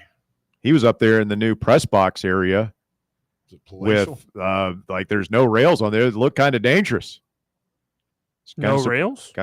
Not yet. Like for the club area, like it just goes down and there's no I mean, it's a construction zone. Like it's not close to being finished. No, they're going to need all winter and a little bit of spring to do that too, probably.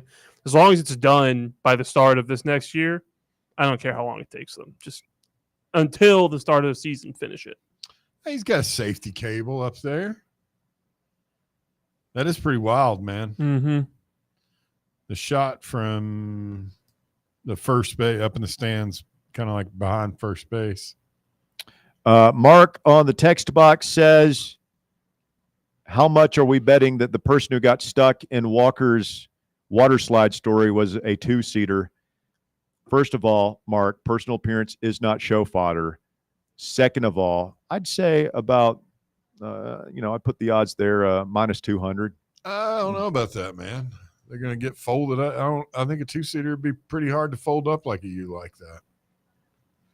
I think it'd be a lot more involved getting them out too. How do you end up doing the touch your toes drill in the water slide, That's man? what I'm saying. It wasn't even a water slide. It was on a playground. playground slide. Oh, I thought it was a water slide. No, it was a playground slide. Oh, I missed that. Yeah. I don't feel bad about missing some of the stuff I did today. You didn't realize he said slide, playground slide. I thought it was a water slide. Why didn't you guys stop me when I started talking about the twin twister from Ogles? Because I was reliving nostalgic Yeah, I was just going with the places conversation. from my childhood as well. I love talking about Ogles Water Park. Story says nothing about this guy's physical appearance. How old was this person? 40-year-old What adult are you doing male. on the slide? That's what I was. That's sitting what there I'm saying. Wonder if he was smashed. Yeah, could be. We drank beer. Have you guys I seen like the video? beer. Still like beer. Have you guys seen the video of the cop that went down that slide and he like shoots out the end of it at like 70 miles an hour? Yeah. I've seen the video of the guy, the reporter, I think it was the Dodgers sideline reporter, breaking his arm going down the slide in Milwaukee. Oh, no. It happened During like a game? like in the middle of a report, did it, broke his arm. It was like a year or so ago. Anything for good TV, huh? Yeah. There's good TV, and then there's, I don't know if I'd agree to a broken arm. Yeah, that one will live in infamy. You got to love the live TV reporter on-air debacle. Do you honk the woman when in you're the driving, when they're, or when the you're driving woman? there? Do I honk when I'm driving by a live TV broadcast? Yeah. No. Oh. I take it you do. No. You absolutely do. Are You were so disappointed when you learned that I don't. when you No, yell, who does that? I'm I'm not a complete Cro-Magnon. Like if you see somebody that's had like a fender You bender, see a cute sideline reporter, somebody over there doing a stand-up. You're the guy who's honking at her. Yeah. Good Lord, man. What are you doing? Just going through life, enjoying myself. It's funny. It's not funny to her. She's out there working in the hot sun. She's got to lug her own camera nowadays. And here we got Bear. It was cold. Actually. Meathead Bear riding by, honking at her, huh? I think, like, what do you think she's going to do when you honk at the hot TV reporter? You think she's going to drop her microphone, chase you down, jump in the car? That's not why I'm, Oh, thank you for honking, sir. I had no idea how you felt. No, now we can be together. Why. That's not why I'm doing it. Why are you doing it? Just because it's funny. She's standing there talking to the microphone. How is it funny? I don't know. I mean, I drove through your neighborhood doing it. Went by your house. Like when you were outside. You remember that? You were doing your halftime chat. Yeah, it wasn't funny. It was weird. That's weird. It was hilarious. Hurting man. this person trying to do they're just trying to do their job. Russ came running down his yard at me. Yeah, but it's a thing I'd be pissed off too. You're sitting there. You have no idea how much. Like, first of all, those TV reporters make nothing. You know, like You're working in Knoxville, Tennessee. They're lucky to be making, 30, 40 grand a year doing that. Oh, you yell at me. You're like, it's doing it on its own. I can't turn it off. It's doing the horn is doing it on its own. You yell at them. Come on. So you pull over to explain to them. No, you never pull over. You just roll the window down and yell it as you This go is by. despicable behavior. This is horrible. That doesn't even make any sense. This is horrible. So the horn is going nonstop, and you're trying to explain to them like, as you're driving away. Yeah. This is bad. I don't do it every time, but I've done it more than once. It's just not nice. People are listening to this, man. You're giving it like people are making judgments about you right now. Like, this guy's crazy. I just believe in having a good time. No, they're not saying this guy's crazy. They're just saying this guy is just straight up mean. No. This guy is honking in the middle of these poor reporters' stand-ups that they've probably spent 15 minutes trying to get right. And you finally get that good take, and then Bear swings by and just honks right in the middle of their shot. They're doing a stand-up outside the courthouse. There's just been a gruesome murder trial. Grieving families are pouring out the door. I can't stop. It won't stop. It wasn't anything like that. They were up on, remember on the bridge over the interstate by the old place? That's where that's always a good spot. They were doing the interstate traffic behind them. I think snow was coming. So somebody's trying to give a traffic report to the people who are out there. They're trying through snow. Yeah, they've got to get this thing taped and sent off to network control before the 6 o'clock news. They're on their third or fourth take. They've almost nailed it, and here comes Bear. That's awful. That's absolutely awful. Because we get off at 6, and I thought they might be live. Oh, so it's live. That's even better. You want it to be live. You want your horn to be on live TV. Not only do you want to mess them up when they're trying to do a stand-up, you want them to embarrass themselves on the air while they're live. That is entirely false. Mike says Deshaun Watson called and thinks Bear is weird. Why do you have to make it weird all the time? Nice. Right here at the end of the show. That's going to be the last thing people hear. Comparing Bear to Deshaun Watson.